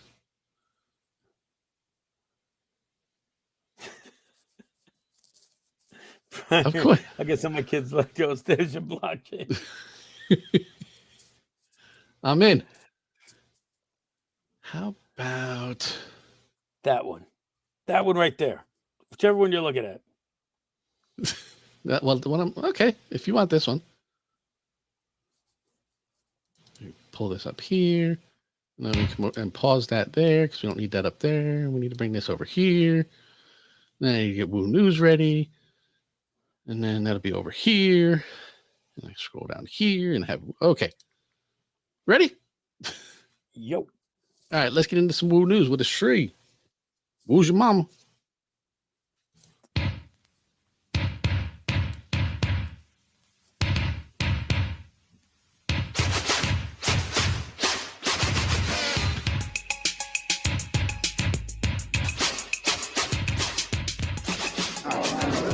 Hey, this is Russell Peters, and you're listening to my boys, Jamie and Bill, on the only classic hip-hop podcast that matters, Mr. Throwback Thursday, or Hide Your Baby Mondays.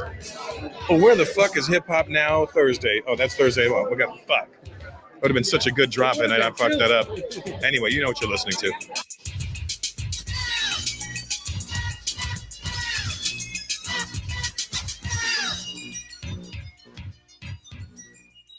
One, two. What's good, yo? This is Ghostface, now, y'all. And right about now, it's time for Woo News with Jamie and Bill. I know what it is. Get it correct. Mr. Throwback Thursdays, Jamie and Bill. You know what I mean? On Woo News. That's what's going down right now. Y'all check this out. Exclusive. Peace. The RZA, the Jizza, Raekwon, Master Killer, Inspector Jack, You God, Method Man, Ghostface Killer, an old dirty bastard.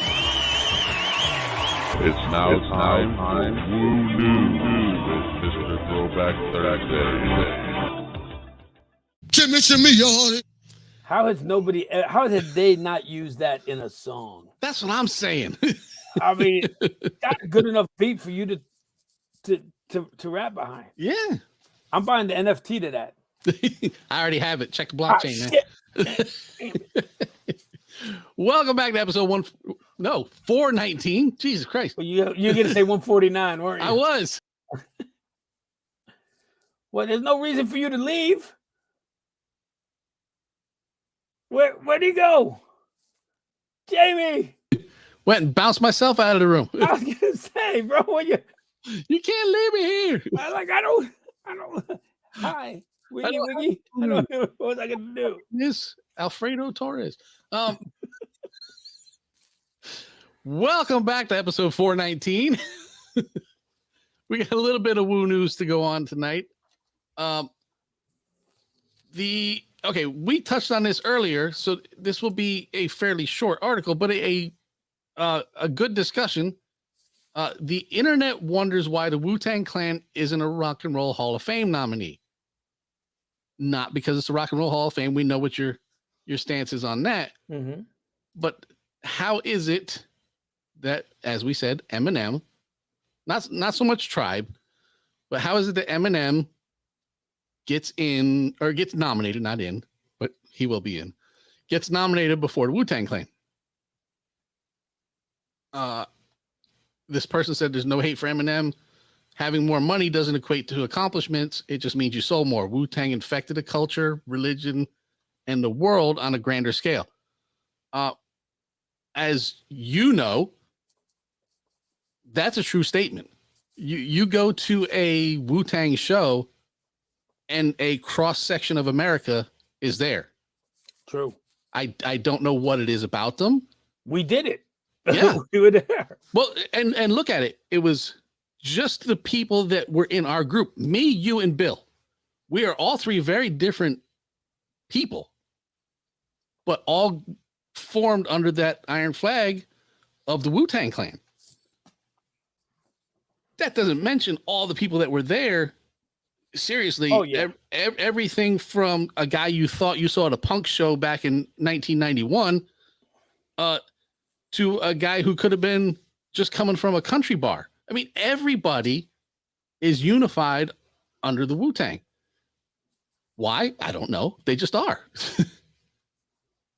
So they're a cultural phenomenon. They are. Eminem is not. Yes, everyone in the world probably knows Eminem. You know, like him or not, whatever. But he is not. I say that Wu-Tang is the great unifier. You know, you can walk out and see a 16-year-old coming out of Hot Topic with a Wu-Tang shirt, and you can see, right. Yeah, and you can see a 55-year-old dude with that same shirt on, right? So how does that get overlooked? Here, I'll tell you. I'll tell you how. Please do. And this is and people are gonna go nuts over I say this once I say this, but you know what? Whatever. Fuck it. Wu-Tang is Chubby Checker. Okay. Wu-Tang, Chubby Checker was known for the twist. Right. For those of you who don't, right? Yes. That's wasn't he known? Wasn't he known by the Fat Boys? People are saying, why is not Chubby Checker in the Rock and Roll Hall of Fame? Because that's it. You could say he was a unifier. I mean, everybody did the twist. Everybody fucking added. He did a song with the Fat Boys. Right. I mean, he did the twist. But that's 20 years later. That's what I'm saying. Right. But that was it.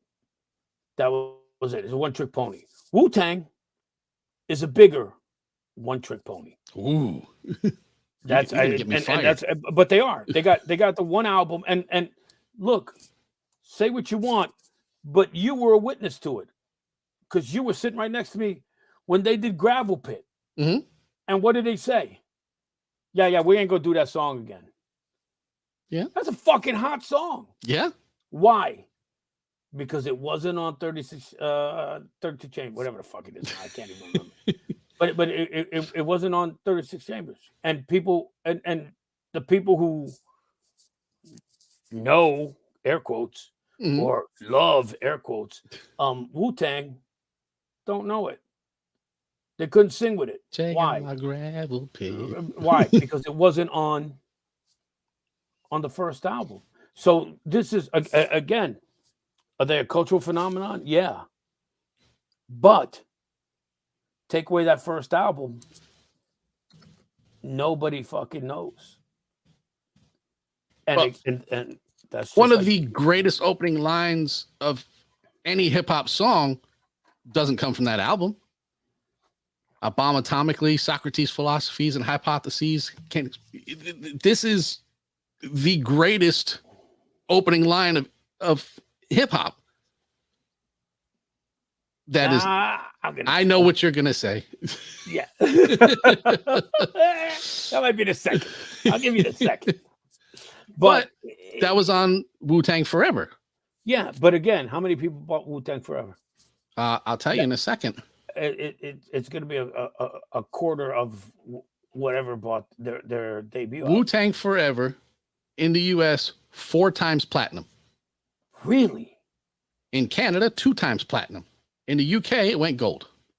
Yeah, well, actually, gold is big in the UK. Well, see, there you go. But now enter the Wu-Tang. I'll hit you with those numbers, assuming I have them. Now that's if that's not diamond, I'd be surprised as fuck. Let's see. Musicians. Okay. In the United States, 3 times platinum. Less than Forever. In the UK, platinum. In Australia, platinum. Yeah. You're telling me Enter Yep. the Wu Yep. sold less than Wu-Tang Forever? Yes. And Wu-Tang Forever was a double album. Wow. Yeah. Then I got nothing. Because that really, yeah, that really breaks. Well, no. Okay. Wu-Tang came out, and I'd have to find this out, but you got them right there. Mhm. Wu-Tang, Enter the Wu came out when they were 93. still doing in 93. So there were still albums, mostly CDs. Mhm. When did Wu-Tang Forever come out? 97. No, that doesn't count because I'm thinking digital and streaming, Right. which now gets added to that, and that. Well, to I'm me sure is like, now those numbers have gone, but in the record sales. But no, those numbers are put into record sales. Okay, because we think records, but they're units, Right. So they include cassettes, they include CDs, and now they include streaming, or digital. The NFTs. But so we'd have to find out that way. But that still doesn't. It still doesn't make sense as to why that would be 4 times platinum and the other one 3 times platinum. Yeah. Yeah. Then I got nothing. How are you looking this up? Just pulling up Wikipedia where it shows the certifications. Okay. How many more? So it's got. So you're looking at the discography. Mhm. Right. How many albums do they got? They have Studio albums. right. Go with live or anything. Greatest hits or anything. Go back. I should know, but I don't. Oh, I had to go back one more page. 1, 2, 3, 4, 5, 6. Okay. They're saying 7, but Once Upon a Time in Shaolin is one of them, and that's not even available to the world. Right. So they 1, got 2, so they 3, got 6. 4, 5, 6. Yeah, and one came out in 2014, which was kind of a. So I'd say 5. Okay. So of those 5, how many of them have sold more than Enter the Wu? Wu-Tang Forever did. The W, I don't think that one did great. The W was platinum and gold in UK, Germany, and Canada. After that was Iron Flag. Iron Flag, they don't have. So it didn't do. So it's probably not right. Yeah, it didn't. It didn't reach. It didn't do enough to make them go, "Ooh, we need to put this in there." Right. 8 diagrams. Also, no listing on this entry. So we'll also say that was not going to be. Then A Better Tomorrow was the one in 2014. And that was also not listed. Okay, so they got 6 albums. 3 that went platinum. Right, 3 that went platinum. Right. The one that went platinum, was that their second album? The one that went 3 times platinum or whatever? Yes. No, that's Enter the Wu. And then the one that followed that. The one that followed it did better. The one that followed, no, Enter the Wu did 3 times. No, Enter the Wu did 1. Their first album was only platinum. It was platinum, right. Their second album was 3 was times 3 platinum. times platinum, yes. And then their third album was platinum. So they have 2 albums. Okay, well, no, that makes sense. Their second album, coming off the strength of their first one. Coming off the strength of the first one. Yep. But it was 4 years after. Doesn't matter in the hip hop world. Right. One album can get you 4 years worth of singles. Mm-hmm. So no, that makes sense. No, because I'm sure if they didn't count units the way they do today back then, but I'm sure the big hit for Chubby Checker was The Twist, and I'm sure he had songs that might have sold more than that overall, but that was the well-known, right. And at the end of the day, is the Wu known for anything after their first album? And I mean, in the grand scheme of things, I'm not talking about to somebody like you, you know, who's in the hip hop culture. I'm talking about to the 22-year-olds who were there at that concert that we were at. Right. You know, Well, they came in off the strength of the name. A lot of those younger ones. Like, Sure. I know the Wu-Tang Clan, and Yeah. that's really, and that right there is what makes me wonder, along with the internet here, why is Eminem being nominated before Wu-Tang? Because they are such, the Wu-Tang W alone is probably the most recognized logo in hip hop, okay, aside from the Public Enemy Target, I would say. But sure, yeah, okay, I'll give you that. Okay, so then the only other thing I could think of is because he's white. exactly. Arguably, he's a top 5 rapper of all time. Arguably, I'm not saying he is, but there are people who would put him on the Mount Rushmore. Yes, there are. There are people. Again, I'm not saying that. I'm saying there are people who do that, and he's white. And a lot of people have come to like hip hop because yes. So I am glad that he brought that. But you know, again, Wu-Tang brings everybody. Well, they bring the children because that's who they're They for. do. They're for the children. But I mean, you know, it's why did the Beastie Boys make it before Public Enemy? Beastie Boys was The Beastie Boys will tell you they got over because they were white. Right. They're that generation's Eminem. Yeah. Okay. They were ones who musically made it- talented. Right. But But that's not why they were famous. safe, quote unquote. They were safe. And even though Eminem might have been the blue-eyed devil, but he's still safe. He's safer than Dre. Yeah, even though the stuff he's talking about is borderline horrorcore, Right. at times. Yeah, exactly. You know. I mean, that's the only reason I could see. You know, and again, now we get into and we could make the case, you know, for any amount of rock bands who are not in. Are they deserving of being in a Rock and Roll Hall of Fame? Again.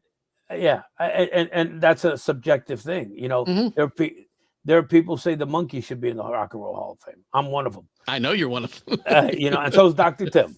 Yes. But there are people who say no. And so, and who's not to say that Wu-Tang might go in next year? Right. And I'm sure someday they will. I don't know if they'll make it, but they'll be nominated. Sure. It's just, you know, why is Eminem getting nominated? Why did Biggie Smalls get in before? Why did he get in before Eminem? Curtis Blow was nominated? How about that? Right. Well, why did he get in before Eminem? Yeah, he's got 2 Why? albums. Because he got shot. That's why. That's why. Again, best thing ever happened to him. Just like him and Kurt Cobain. Him and Kurt Cobain, exactly. Yep. Best thing that ever happened to him. And Jim Morrison. Yeah. Another one. Not Janice, though. I think Janice would have killed it still. No, Janice would have. She would have kept on. Jimmy would have kept on. Yep. But Jim Morrison, best thing happened to him. To his legacy. Let me say that. Yeah. Not to him, but to his legacy. Right. Kurt Cobain. Wasn't so great for what happened to him, but yes. Right. Kurt Cobain, same thing. Yep. And Biggie, same thing. Yeah. Anyway. Well, we've got more Wu news. Just one more. Sure. Well, actually 2 more, but one comes to us from our friend the OK Player. RZA and DJ Scratch got together and dropped a video for a song that I think you'll appreciate, if nothing else. Well, okay, I think you'll appreciate the visuals too, but the title of the song, Saturday Afternoon Kung Fu Theater. And the video is RZA fighting against his alter ego, Bobby Digital. Really? It is awesome. I will send. I sent you the articles. In the article is the video. You're gonna have to watch it. I would play it now, but we're running along anyway. It's awesome, as per usual, because I'm on. Yeah. Well, the good thing is, see, I will say this right now: if you are not a patron or here live, you're gonna miss a lot of this show. Patrons get the full uncut version from the second we start talking till we finish talking, before and after the show. Everybody else gets an edited down 2-hour episode. Yeah. So how much do I gotta be a patron for to get that? $2 whole. $2. Extra cheese level and above. Everybody gets the full version of the show. Whoa, yo, give me my $2. I want my $2. Yeah, but that's the extra cheese level. Then you can go to the Loonies level when you got 5 on it. And then there's the Bring the Noise level. That's the Public Enemy. You know, if you got 10. Right. And then there's the Cool Keith level when you're just out of this world and you want to donate $25. Right. You need the NFT level. Yeah, I got to work on that one. Oh, I got a 750 level too, where Bill will record himself at karaoke singing Humpty Hump. You know what you need? What's the name of the Wu's $1 million album? Once Upon a Time in Shaolin. You need the Once Upon a Time in Shaolin level. Everybody get $100 a month just to listen to us babble. Yeah. Yeah. But I can throw in an NFT at that level. Right. Right. I don't even know what. I'm gonna have to talk to Ed Young over there at the UHHM and have him talk to me. But yeah. So check that video out. Yes. I have to go to a message I got on Twitter for the last part of Woo News. Our West Coast correspondent Hugo Gonzalez, and he lives like in San Diego area, but he's responsible for the entire West Coast because in my brain it's all the same thing. Yeah, that's the way it is. Yeah. So he sent me a message and he said, "Jizza's performing here tomorrow, doing Liquid Swords in full, and if all goes according to plan, I'll be there." And I said, "Sweet, we expect the full review." So the next day, I get a review. He said, "I went with my brother to check out the show, but it was sold out and we didn't get in. The end." That's the greatest review I've ever had on the show. Ever. Rob says we need a Gale level for our patrons. Nobody can afford the Gale level. But yeah. So anyway, You God still sucks. No story. It's just the way it is. And ODB is still dead. So that's all Woo News. Now, what I normally do here is make Bill read these tracks, but I'm here. He's not, so I'm going to pull it off. We're going to get into our one and done this week. You know, super producer over here. I'm going to hit you with the one and done, and I'm going to put it up on the screen. Blow, just like that. This week's one and done, and again, our one and dones aren't one-hit wonders. They are people who had one successful album and then something happened where you may not remember the other ones they did. So this one comes to us from DFC. They're from Flint, Michigan. And you may know them from Flint, MC Michigan. Breed. No, from the Dirty Water Town. No, MC Breed. His first album was MC Breed and DFC, and then he went off on his own, and DFC went off on their own. And this album is called Things in the Hood, and it comes to us from 1994. Yeah, March 22nd, 1994. It falls under the category of gangster rap, but I think that was a very, very large umbrella at the time. Yeah, it said this was released through Atlantic Records subsidiary Big Beat Records. Production was handled by DJ Slip, MC8, Warren G, once again the Regulator. Hey, the DOC, Cedric Swift C. Barnett, and MC Breed. So let's see what we got here for first track on the album. John Henderson, were he here, would be very happy because the opening is called A Peace of Mind intro. He's all about intros starting an album. Oh, this is so serious. Oh my goodness. the Funk Clan, right? This was the future child, creation conceived. This is 3 octaves above creepy. See, they believe in Yeah. death before dishonesty. Yeah. That's why the homie. Yeah, this is hey, I got your drink. Here, drink it up. What's in it? Don't worry. Don't. It just looks cloudy. Yes. I got it from Bill Cosby. Track number 2 is called Put Your Lokes On.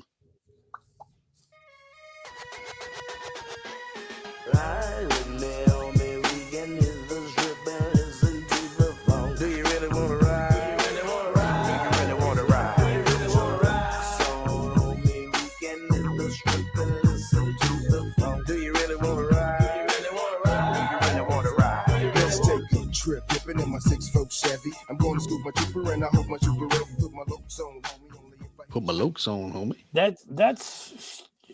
That's straight out of 1987, maybe.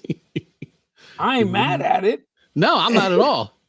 but I don't know if that's 94 gangster rap. I don't think it's gangster rap at all, but it's Right. Things in the Hood spelled THA. So, Oh, right. It's THE on the album cover. Spotify's got it at THA. Joe Rogan must have had something to do with this. Track number 3 is called Caps Get Peeled. Yeah, MC8's on this one. Bounce in the house.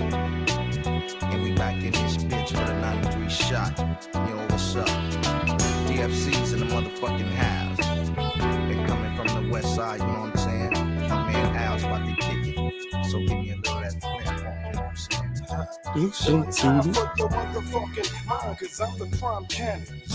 All right, this It's not even a word, but he uses it so regular. Yeah. All right, track number Not 4. with a Y, with a G. No. Yeah. He spelled it GEAH. Yeah. Track number 4 is called Mo Love. What? Not from the Ultramagnetics. MCA DJ Slick. Half bounce in the house. Gia down with the DFC for the 90. Yeah. You know what I'm saying? And we gonna do a little something like this. My man TWE gon' flow in there. Gia. Yeah. I'm getting up early in the morning and grabbing up my neutral hood and riding through my ganged out neighborhood. I guess the store was locked out. I went inside, grabbed me an 8-ball game. Grab me an 8-ball came out. Yeah. Yeah. Okay. All right. Track 5 is the title track, which is also spelled THA. Things in the Hood. Da Hood. Time, nigga. DFC. Hey. Like this. 9 Trey. Out. Like that.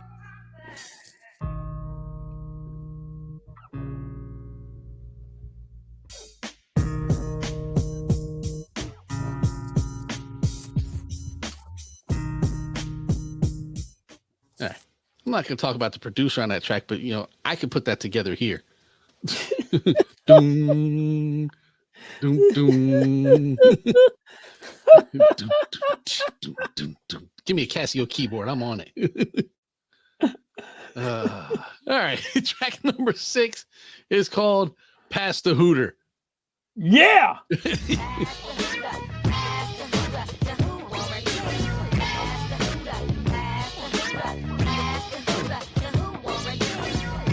To who? Warren G.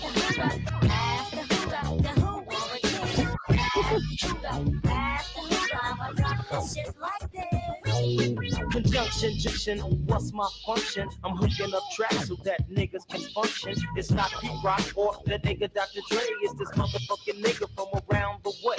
The one that brings you style. The one that brings you style. Yeah. Yeah. Track number 7 is called 2 to the Chest. Like 2 to the chest, but 2, the number 2, -2, the chest. Is that like a 22 to the chest? It may be. Or maybe like Two and then another 2. Yeah. Or a double deuce. We about to rip this shit up like this. Check it. 2 to the chest. He should have been wearing a vest. Should have been wearing a vest. What's the sound? It's like you going down. 2 to the chest. Well, he should have been wearing a vest. He fell to the ground. Buck, what's the sound? As I really blew it down. Gail said it's another 2-2. It's like TU. Get a 2-2 on your chest. Not a deuce on your chest. That's a whole nother thing. That's a Cleveland steamer. Track number 8 is called Death Before Dishonesty. Hey, we back on this motherfucker, and we gonna talk some shit, you know what I'm saying? But it's death before dishonesty, that's what they tell me, so let's drop it. I keep my hand on my block, the other clutch my crotch, second off that ass. And that ass drop, break him off, pick up Biggie Bail to the next state. Flake couldn't numb that ass like DFC, the great to roll with the clan. That actually got the group name in there, DFC. Track number 9 is Hands on My 9.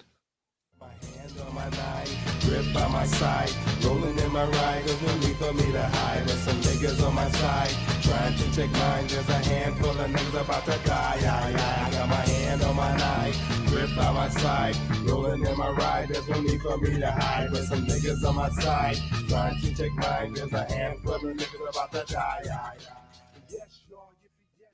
Yeah, Brian, it's not often you get a Cleveland Steamer reference on a podcast. Track number 10 is Roll with the Clan. That's with a C.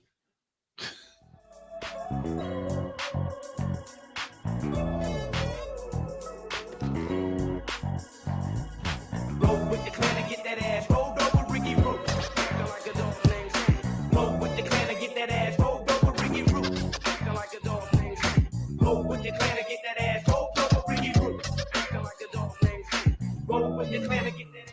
Like a dog named Snoop. Track number 11 is Dig a Bigger Ditch.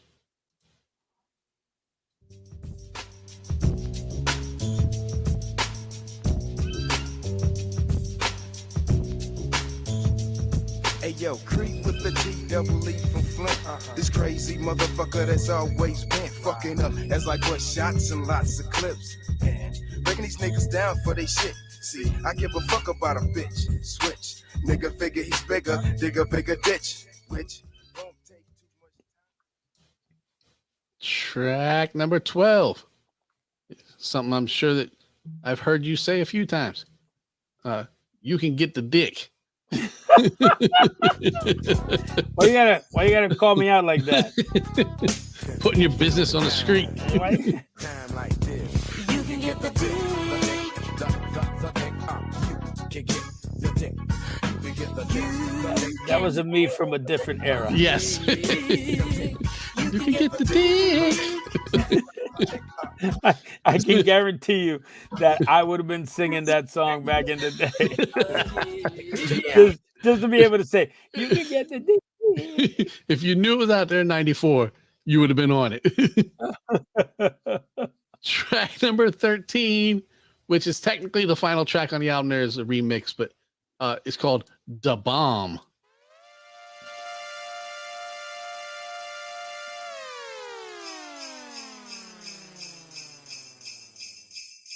Check it. If you want to rob a bank, we can do it. Well, if you want to go and drink, we can do it. Well, if you want to smoke some dank, we can do it. Oh, but if you step to me wrong, then you blew it. I'm about to blow up. What the fuck is going on in this rap thing?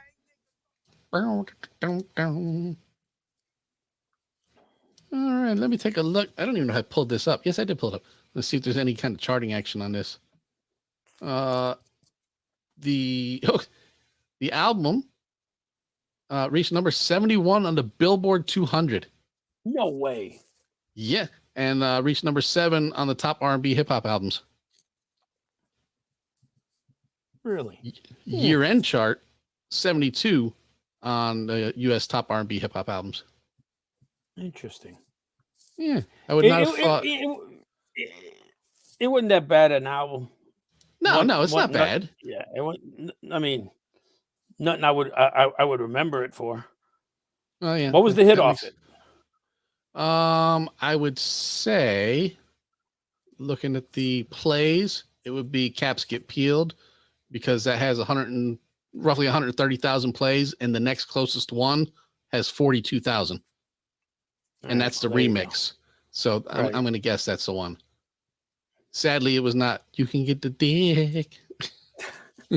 I know that's the one you wanted it to be. I was. You know what? Deep down inside, I was fingers crossed.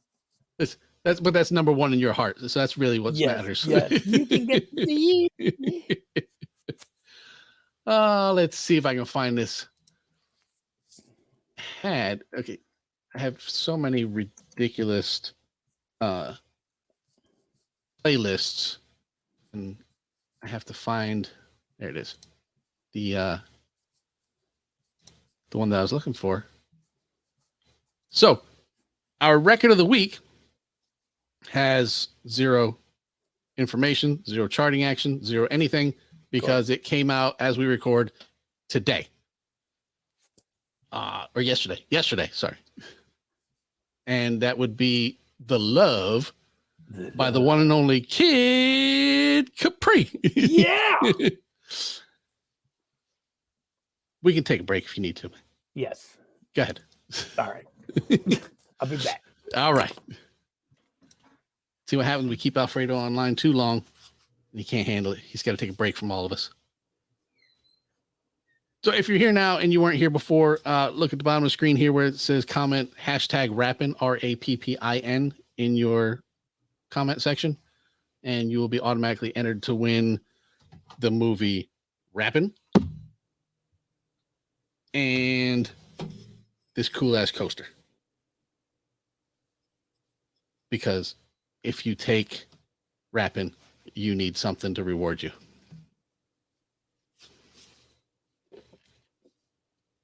See, the wonderful thing is, aside from patrons, I'm sorry, patrons have to have all this garbage, but the rest of you will never hear this.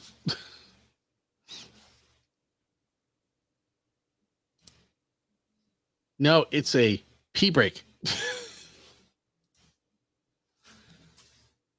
And I should have taken one with him and just left you guys here looking at blank screens. But I'm a pro.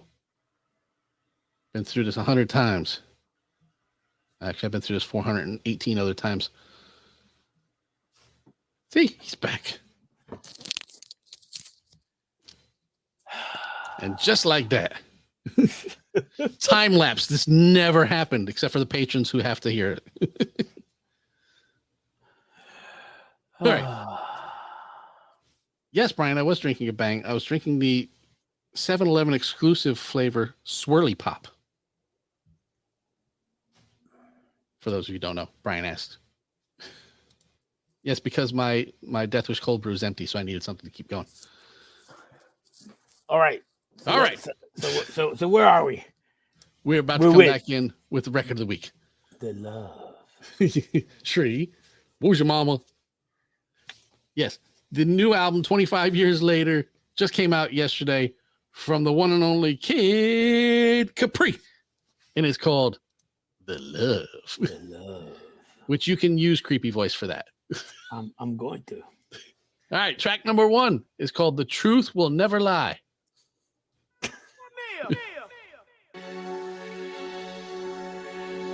What's going on? We just taking each other out. Where's the respect? Where's the love? They tell us to take care of each other, but what do? Shoot us down. You gonna do it too? Sick and tired of seeing people degrading each other, walking around on the earth, just hating each other, disrespecting everybody, forsaking each other, leaving many left behind, escaping each other. There I go, preaching to the choir again. I'm only trying to make it. So, first taste, what do you think of Kid Capri as an MC?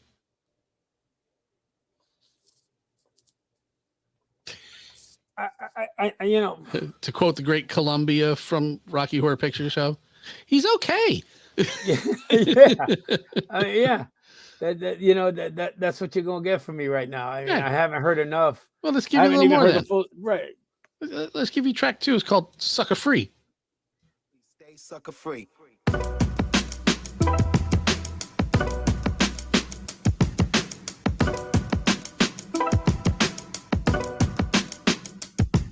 I'm SUCKA sucker free. All go-getters wanna come fuck with me. I'm still doing biz all the time, luckily, and I really don't like anybody touching me. I'm SUCKA sucker free. All the go-getters wanna come fuck with me. I'm still doing biz all the time, as you can see, and I really don't like anybody touching me. Them sucker-free clothes make you feel big time. A lot of people saying sucker-free, I gotta get mine. Sweatshirts, hoodies, you know I got the big stuff. Men's to the ladies. Even got the kid stuff. Track number 3 is called Wide Awake. Oh no, butcher. Oh no, oh no, oh no, oh no, oh no. This that banger that you hear from the kid, coming from a place that we call Kingsbridge. Make you wanna bounce all around in the crib, make you wanna pounce everybody in the rib. This is for the sippers in the building, drink it up. Smoking on the real good shit, stink it up. Wanna feel the 808 with the kid, get the stand. If it's too low, then bring it up. I get to work, it doesn't matter where I'm at. You can be certain the bad like Michael Jack. Give me your bang. Like Michael Jack. You know, Not Billy Jack. I gotta wait till I hear the next song, and then I'm gonna make a comment. Well, the next one may be a good one for you to hear before you comment, because this is, as of right now, like you said, this album came out 1 day ago, has the most plays. It's got 83,000 plays. It's simple. My wave is so current, you can feel it in the ripple. Like 1, 2, 3, I could do it in the triple. Just get out of the way of the lane when I kick through. Being a hot one, that's always been an issue. It's better I do this than reaching for a pistol. Cause I only got time to shine like a crystal, have a drink with officials, then blast like a missile. To get the bread, I had to use my head. So I kept it super fly like a Freddy's dead. Okay. Hit me. 4 songs, 4 completely different styles of hip hop. Yes. It's like it's like I can't categorize them. And I don't take that as a bad thing. I do. I know. I could tell. Well, go ahead. You tell me why you don't take it as a bad thing, and I'll tell you why I do. Okay, because he is, as we explained, not to downgrade him, but he is a club DJ. Mm-hmm. So he knows he's now about to make rap songs. He needs to make multiple style rap songs to fit into different playlists and to get play here and there. Got it. I completely get that. So that's why I'd say it's not a bad thing. You know, I don't have 17 Kid Capri rap albums to go, wow, he doesn't sound like he did then. Right. I have one with 13 tracks on it where I also think he's trying to find which works best for him because he's not a rapper. Okay. He's a DJ. I get that. Okay. Here's the thing. Again, and who knows, maybe the rest of these songs all fall under one genre. But right now I've heard 4 songs. I've heard 4 different genres. I don't know where to classify them. But isn't that a good thing? No. Okay. No, not to me. I mean, it is in the sense of if I go to different clubs and I like different music, yeah, okay. But if I want to buy a Kid Capri album, you're thinking it's like buying an AC/DC album. Exactly. I know what I'm right. If I'm gonna drop $20 for an album, which is what we do nowadays, if you want a physical copy, right? I got to get an idea what I'm going into, and if I want to go and buy this album off of hearing one hit, off of hearing one song, and say, you know what, I'm gonna give the album a shot, I feel like I've been lied to. I don't want to be thunderstruck. Brian got it 100%. You know, And so that's the issue. Now, where it doesn't matter is in, again, streams and the digital world where, you know, I can see an album and I'm going to buy one track. Well, I think that is to me, that is the greatest thing about Spotify is I can go and say, okay, the new Kid Capri album is out. I don't have to go drop $20, $25 on it, not knowing what the hell I'm getting. I can listen to every single track on Spotify, even if it's only once or twice, and go, you know what? I like that. I'm going to go buy it. Or, you know, I'm glad I didn't spend $20 on that. I think that is one of the greatest things about streaming services, not what they pay the artist, not for the availability of things that you own in other formats, is the fact that you can now sample things. You remember like when iTunes started, you could listen to like 30 seconds of a song without buying it. Mm-hmm. This is so much better for that same reason, because the same thing I liked about that when it started is what I love about this is that you can sample the merchandise before buying it. Like if you go over to Freshtopia, I don't know if you've been to Freshtopia yet. If not, next time you come down, we're going. Yeah. I went there. You know, B's got a turntable set up there. Yeah. And you can pull records out and play them and see, you know. So this to me is that, remember Planet Music? Mm-hmm. Planet Music, you could go over there and say, hey, can you put this one in so I can check it out? But not a lot of places did that. Right. But yeah, I think that's what Spotify is great for. So you can listen right now to this entire Kid Capri album and determine whether it's something you would like to own or not. I get it. I just, for me, it's just not a, you know. Well, let's move on and see. Let's see. Yeah, let's see. Let's go to track 5. It's called The Business. This is it. Bounce with the bounce with the bounce with the bounce with the bounce with the. I'ma try some on this one. See if y'all can feel this. No kidding in the area.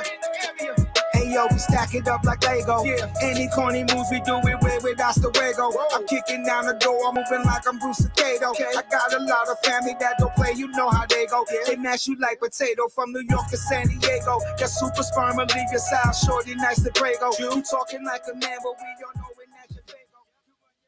What are you talking about, Fago? We're bringing it back to the Juggalos again. Well, you know what? That sounded like a horrorcore beat. It did.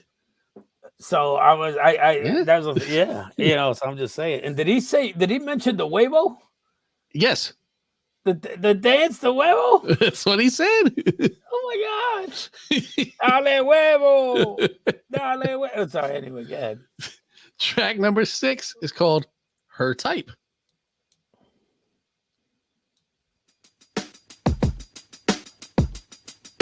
South Bronx. South Bronx.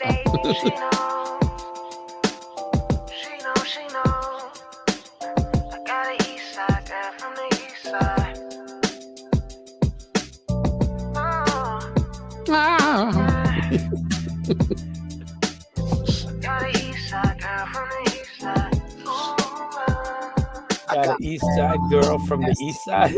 Every morning, she hit me with the chicken and eggs. Baddest chick I ever met. In all of my days, I had to show her nothing cause I liked all of her ways. I need love. Yep. My man. Yes. Track number 7 is called No VIP. So we're 6 for 6 right now. Yep. Go at the door, you know how hard we get on the floor.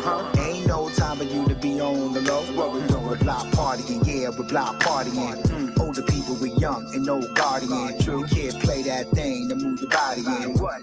There's no need to bring a shotty in. Now last time I checked, I was fly, baby. Cause I can do that move, you can't deny, baby. You can't resist the way we bring it live, baby. You wanna know the reason? I'll tell you why, baby. I'll tell you why, baby. I've always had a problem with people who rhyme the same word. The same word, yeah.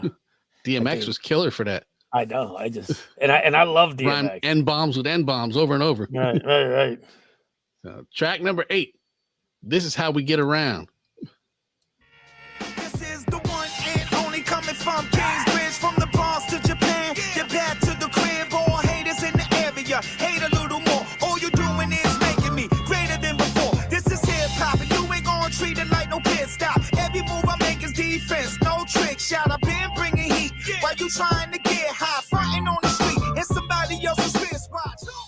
Now that one had me. That's my favorite one on the whole album. I wonder why. Yep, I love it. With that pre-90s beat. Yep. Oh man, that was hot. Track number 9 is called WTF, not NFT. Yeah. Hustle.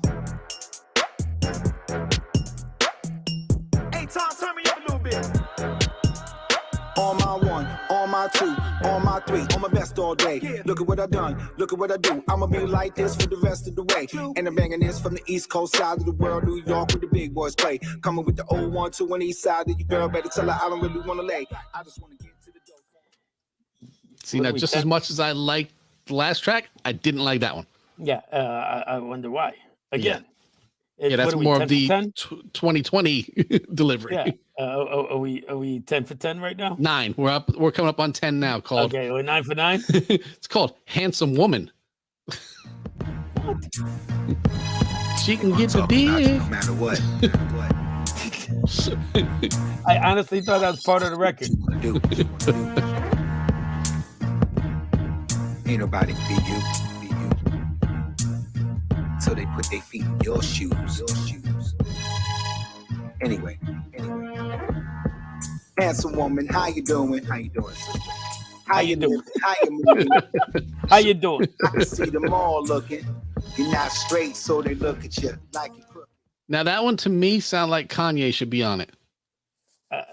Bro, it has not.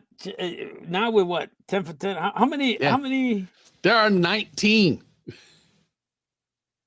Bro, we're really gonna listen to 19. Yeah, we are. We might shorten them up a little bit. Track number 11 is called Doing Too Much, which is what Kid Capri might be doing here.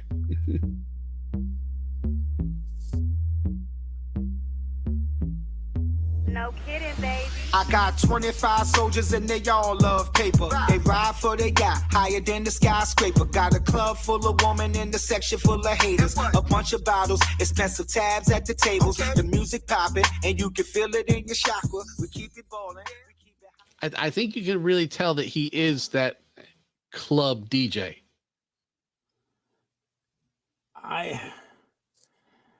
To me, it doesn't sound like he's being a club DJ. To me, it sounds like he's trying to find his where he fits. Right. And as I say, when you're in the club there and you're playing everything and you see, okay, well, they like this. Well, they like this. Well, they also like this, so why don't I try to do all of that? Track number 12 features Lexus called Pon Me.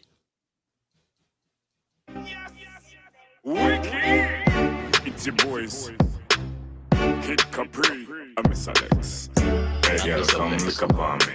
Suck off, but don't get sick up on me. You like pull chick up on me. Come on, move quick up on me. Look at the queen girl sitting nicely with the boom boom fat while she switching nicely. Tall glass with the long straw sipping nice tea as it's dripping down her mouth, colorful as I see. Diamond ring and the diamond watch looking pricey. While Come on, he's as colorful as high C. Was that Buster slowed down? That's what it sounded like to me. Yeah, I can see that. Like Buster trying to be Buster, but he's tired. So which I'm sure happens a lot. Yeah, but, so he doesn't have the energy. Right. Well, track 13 is the one featuring his daughter Vina Love, and it's called Uptown. Next stop, where we going? Next stop, where we going? Next stop, where we going? Get it on, all the way uptown. Everybody, come on, all the way uptown. Get it on, all the way uptown. Everybody, come on, all the way uptown. Shake your back off, don't wanna do it, the back off. Shake your back off, don't wanna do it, the back right, that's how you're getting to that one. Because Yeah. we're moving on to track 14 called Mood. Really wanna see what you do with that body. Love the way you move and take care of that body. Like the way your hair goes down that body. Now let me see your body move, body move. Now let me see your body move, body move. Yeah. We be body moving. Oh, track 15 is called Let Me Talk.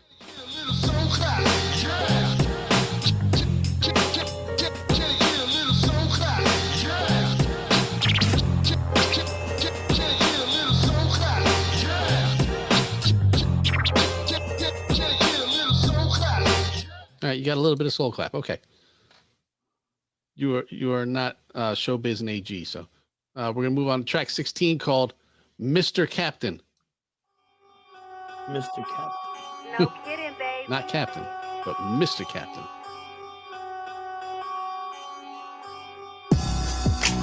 Get no dirt on you, cause I don't wanna see nobody put the hurt on you.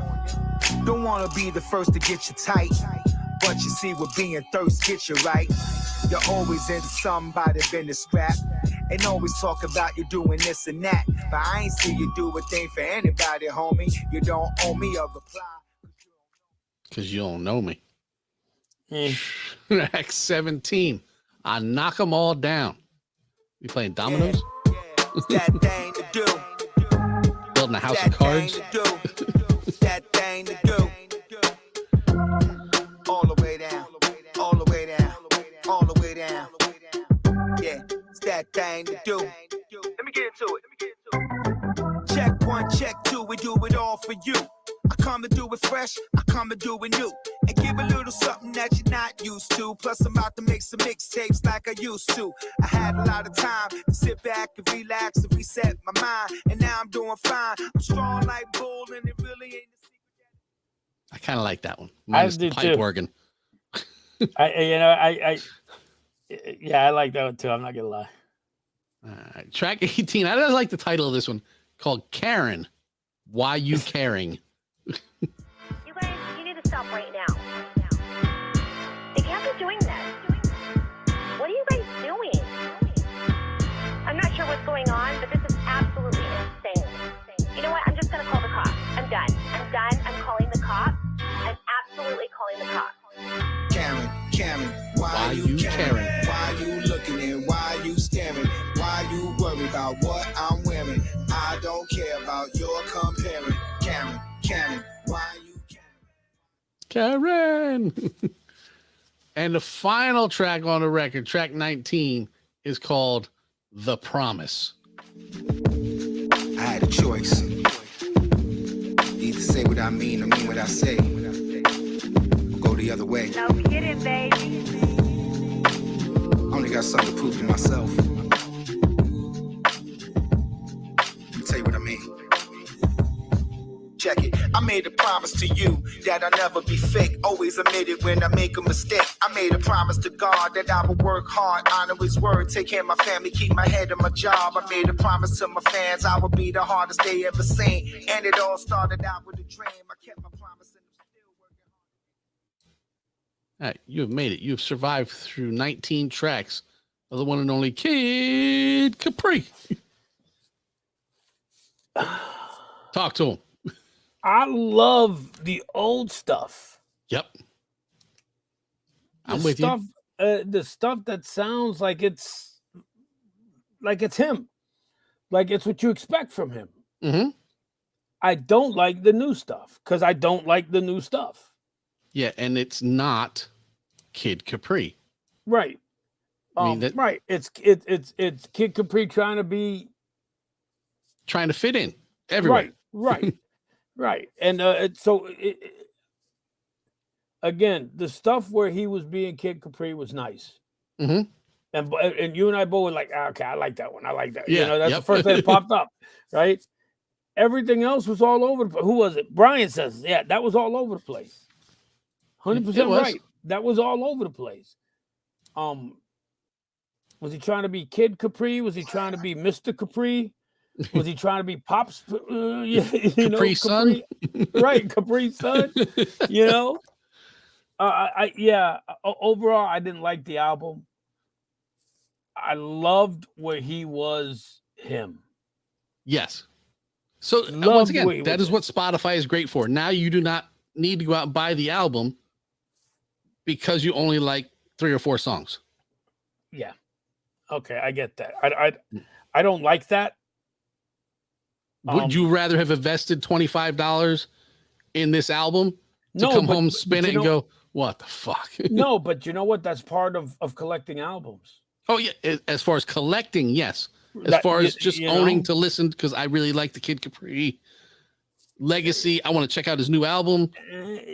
That was the chance you took back in the day. Well, yeah, it was all based on cover art. And right. Yeah. And I got it, and I got some great albums from just the cover art, and then I got some shitty albums from bands that I thought knew better, but that was the chance you took, man. I don't know. I figured, back then they made a chance on making a record. And so at the end of the day, I've spent more than $25 on shit. Oh yeah. So, if I'm a fan, I'm gonna throw money that way. And if it's worth it, yay. And if it's not, oh, well, all right. Well, you know what? Good. Then I got an album to talk shit about. Right. Exactly. Then I got another of my 4,200, 302 albums that I'm not going to listen to. All right. Well, let's start our final break, and we'll come back with everyone's favorite segment, Alfred's lyrics. Oh, geez. This is what Gail's been waiting for. She has been. She's been talking about it for 2 segments now. All right, we're gonna throw a break, and we'll come right back with episode 419. Yay! Yeah. You find out where I even put it, so I have it. I even wrote verse 2, so I guess we're gonna do verse 2. Okay. Oh yeah, okay, I remember. And it's a short one, don't worry. Like that mattered. It makes it easier for you because I know you don't like to read. Well, yeah. It's because I can't read, and not because I can't read because I'm illiterate, I'm uneducated. Yeah, right. Thank you. It takes me a while to come up with that word. No, I can't. It's just tough because of all the fucked up shit with my eyes and whatnot. Yeah. That whole getting old. Short one, 37 lines, no big deal. Exactly. So at least Gail's happy. She is. Yeah. You're lucky her mom's not around tonight. I usually have Bill read lyrics in front of her mom. You can maintain. Well, Gail's mom is probably close to my age, so all I got to do is be like, "Hey," could go into creepy voice. Well, creepy for everybody, but she'd be like, "Oh." All right. Normally, I have a video intro, but this week I'm going to play my audio intro. But first, I'm going to hit my drop, and because yes, and because you brought him up, I'm going to do this one. So let's do this with a Shri. Mm-hmm. Who's your mama? Yeah. 1, 2, 1, 2, 3, and looking at my Gucci, it's about that time. Yo, this is Fully D, and looking at my Gucci, it's about that time for Mr. Throwback Thursday.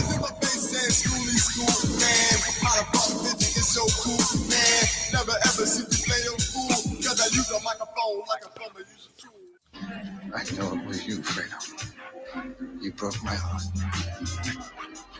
You broke my heart. Alfredo Torres.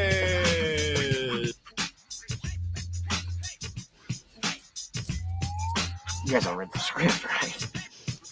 That'll be a script. What the hell does that even mean?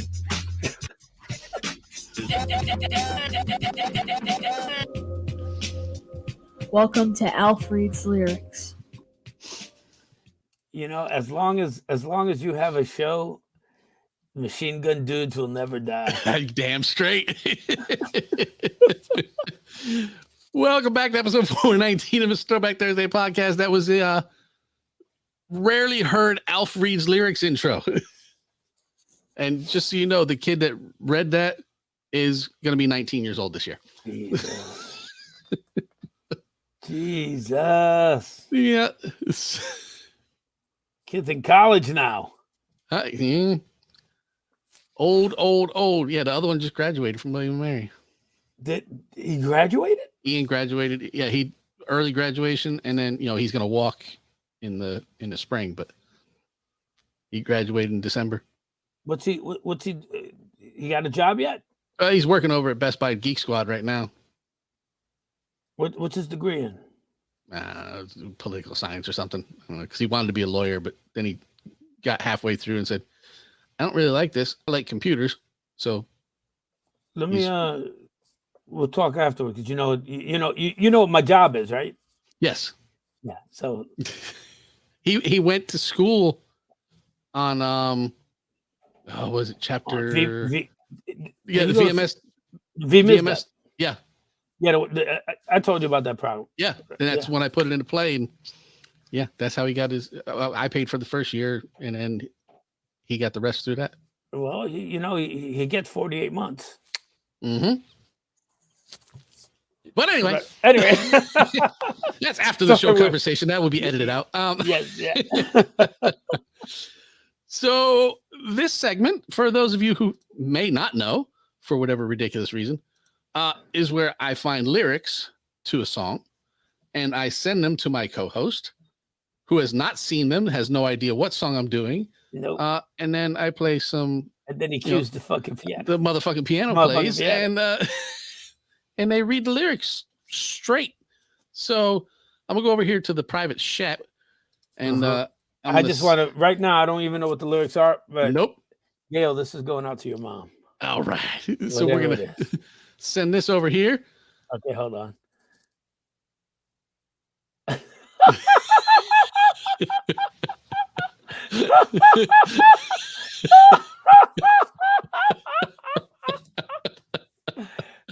Gail, Just I'm for gonna you. Apologize to your mom. Right now. So and you're gonna do verse said, 2. The Fresh Kid Ice verse. That would be the Nobody's one. Gonna know what that is. Right. So, with no type of ado, Sesame Street Okay, Grover hold on. style. Am I just doing just the Just second his. verse? I'm not going into the chorus. No, because the chorus is longer than the verse.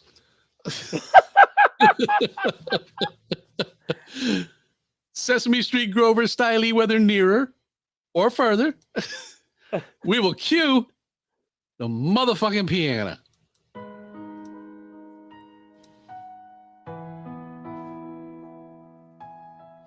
Ripping hose from state to state. Dick in her mouth. Nuts on her face. Daddy Longstroke tried to kill her tonsils.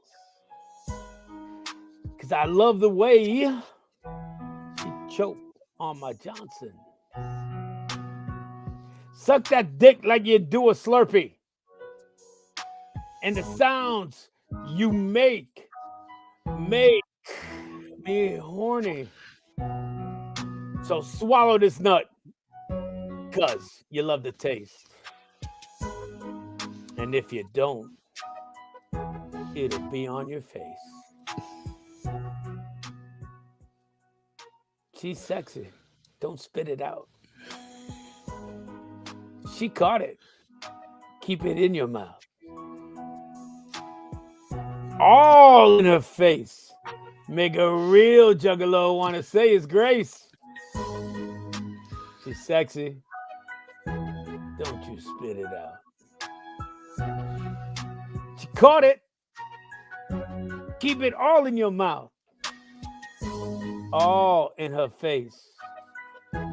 Make real juggalo wanna say his grace.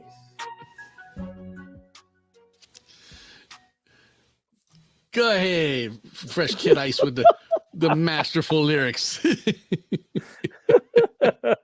Gail said you did that on purpose. I don't know what you're talking about. It is not often that I get to throw ICP into this show for any reason whatsoever.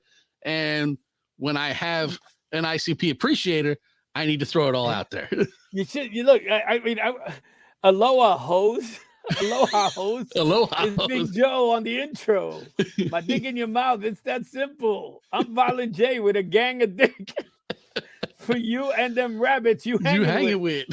My clown paint glows in the dark. Don't be scared. If something starts tickling your ass, it's my beard, bitch. I'm freaky. You need to be slobbing me down and swallowing me up. Chinaman, follow me up. Fresh Kid Ice comes in I'll read this whole fucking song. Vanilla Ice got a verse. He does. You know I had to come prepared. Here's a story about Juggalo Randy. He met a chick, licked his dick like candy. Now she's hooked and he's buying her gold. She whipped his ass like pussy control. When you think with your dick, son, you done for good. Fucking trifling hoe straight out the hood. Now you stuck with a 7-day itch. Screaming, bitches ain't shit but hoes and tricks. Come on. And remember I told you that DFC started off with MC Breed? Yeah. MC Breed's got a verse right before Vanilla Ice. With it, if you love to suck the dick, take it in your face, bitch. Let me bust this. Too many bitches acting like they don't suck. Then become a writer when they taste that nut. Don't get it twisted, though. In order to hit it and get it out of it, you got to be a gifted hoe. Some head is worth paying for. Ain't me. You got to love to do and do it for free. For real. I'm going to look up this song. And then there's, oh my God, there's 6 verses. This song is ridiculously long. Fish and grits. What you gonna do when the dick is on raw? You gonna suck it or fuck it or leave it alone? Leave it alone. I'm a raw ass. Hope your mouth are razor blades. Or I'm gonna fucking leave you, bitch. Don't see ya. I love fishes because, bitch, I don't need you. Please, when it's over, say the drama. Now swallow my kids like Jeffrey Dahmer. I love that line. I might as well read the last one. You might as well. It's the last one. Hey, ladies, fuck off and lick nuts. Shaggy Too Fresh got some meat for these sluts. I see you liking that thong up in your ass crack, making me think you want some dick where that's at. I shoot hoops with my 2 balls. Your netting's the net. Slam dunk. Hoes just be calling me fantastic. Dick stretching your lips like elastic. Now swallow that shit, you freaky fat bastard, bitch. The patrons, you're welcome. I want to find another verse. I read them all. There needs to be more. Maybe there's a sequel. That, ladies and gentlemen, was Alfred's lyrics. Bet you weren't expecting that when you came here today. No, I wasn't. I hope you enjoyed that, Gail. I was going to put it together and just have a bonus episode of just Alfred's lyrics. One day. This is Rob's first show that he's tuned in for. One day, you know what? We can do that. Thank you, Gail.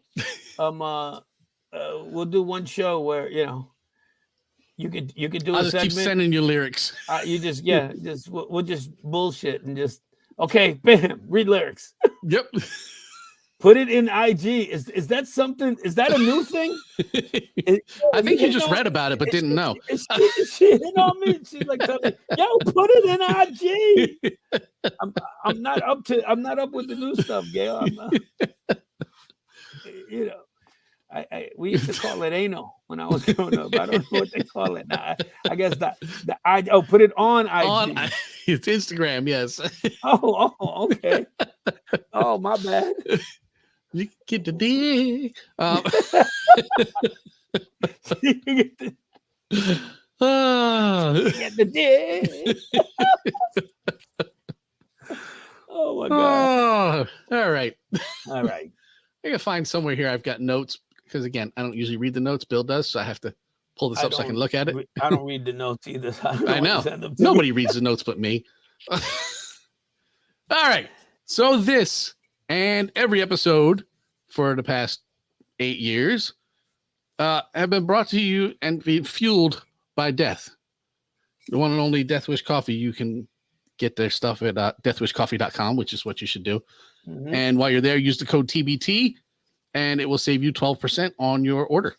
12%. And, it helps us out a little bit here and there. Oh, of course. But I just like that you get 12. Yes, as well, because opposed to everybody 10. and their moms gets 10. Right. So us being affiliates, we had to get a little bit more. Right. So, yeah, but we're good. So Death Wish Coffee, you know where to find them. Our friend Marshall Fox and Eric Sermon over at Def Rugs. Go over there, defrugs.com, and get you one of them Def Rugs because they're badass. I've got 3 of them right here.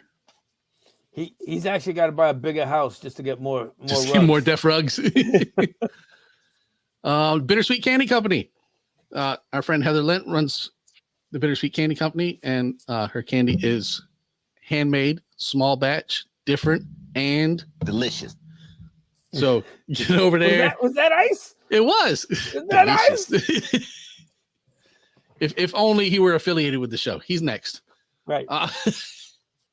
Yeah. So use our code Throwback over at Bittersweet, and it'll save you 10%. Our friend Pumice T. Mandola over at Melted Mikes. He makes some badass shirts, which everybody needs to have. Use our code Mr. Throwback Thursday, saves 10% over there. Don't forget to visit us, MrThrowbackThursday.com, Twitter. Everybody should know this information by now. If you don't, then just search Mr. Throwback Thursday. We're everywhere. We are on Fresh Radio every Thursday morning from 6 to 8 a.m. We are your drive time show. This one will probably be like 5 o'clock to 8 o'clock, but go over there and check out DJB. Hang around for the All Request show on Thursday. Hit him up on Twitter at The Real Fresh Radio and put your requests in, and B will get everything all linked together because B is like a phenomenal DJ, in case you didn't know. Shout outs. We give shout outs to all of our Loonies level and higher patrons. So we want to shout out Gail Dunmeyer, Manny Baez, Sarah and John Henderson, Hugo Gonzalez, who gave us his Jizza review. Sanket Patel, Teresa Lynn Super Luxuries at teresalins.com, Kat Millark, Clay Arsenault, Jason Eckert, the Shrieking Warrior, Jennifer Buchanan, Jacob O'Neill, Jason Heath, Paulie Tibbert, Chris Kinsley, Jessica Walker, Deshauna Townley, Shane Hatley, Ricky Schmar, Kenneth Elsfelder, Brian Hollenbeck, and Robert Jeffroy, who was here tonight. All of them get their name mentioned every single week because they've got 5 on it or more. If you want to get your name mentioned every week, become a patron at the Loonies level or higher, and we will shout you out every single show. I think that's it. Go check out our friends Anthony and Imran, Rug Boy over at the Jock and Nerd podcast. Our friend Lion at Lion Like Roar, Talking Ty over at Brooklyn Ty NYC. You know where to find all our people. Go and check them out and support them like you do us. Anything else you have to say to the people, Alfredo, before I kick you off the air? All I got to say is, as always, thank you. I love being on here. I love pretending I know what I'm saying. More than anything. They don't know. Oh, shit, I'm sorry. Well, edit that out. Yes. Edit that out. No, but I really have a great time. You and I don't get to, we don't even get to talk much. No. So this is, this is like hanging out with you and just everybody else, kind of peeking through the back. It's there. Yeah, because this is pretty much what it is. Yeah, I tell everybody that, and I say that about me and Bill, but it's the same. Yeah. You know, you've been here for the cookouts. This is what it is. We sit around, we listen to old school hip hop, and we talk about old school hip hop. That's what we Right. do. Right. With the So this is not occasional with the occasional throw in of hockey, Rush, and Jethro Tull, and the Mike and Bob show. Well, of course. Right. Not that you And, can find and, that and you anymore. know what? And I love you, Gail. Thank you, because she says we love Al here. Yes, you know, I don't just bring in anybody to fill this seat. You know, Mhm. I bring in the ace, So I appreciate it.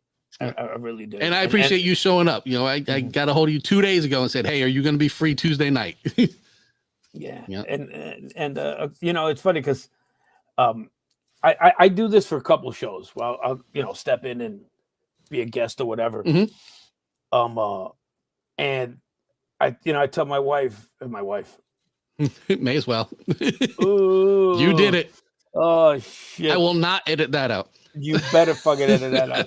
I tell my girlfriend, hey, I'm gonna guest host on a podcast. She's like, oh, which one? And I said, it's the hip hop one. She goes, the what? I said, the one my buddy Jamie. She goes, which one's that one? I said, Mr. Throwback Thursday. She goes, oh, and it's gonna be 2 hours, right? And she gives me the gas face.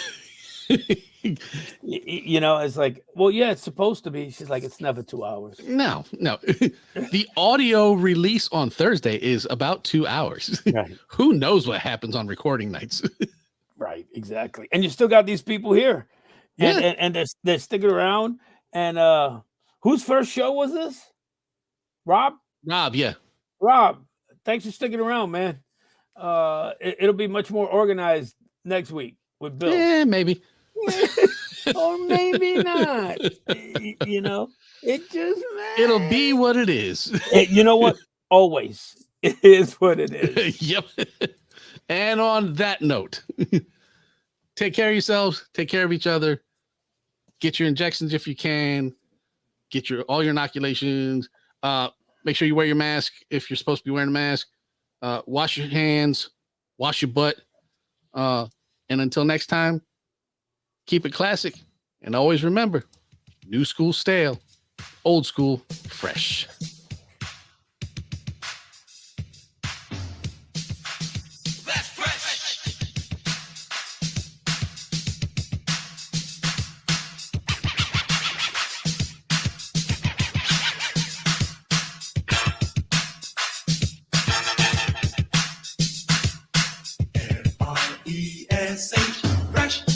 Fresh. Yo, that's fresh.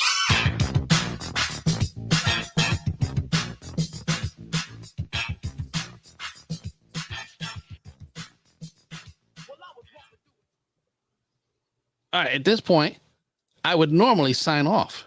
Mm-hmm. But what nobody reminded me is that we needed to draw a winner for our contest. Oh, snap. You do, don't you? So let's put this up on the screen right here. And we're going to hit this button that says draw. And the winner is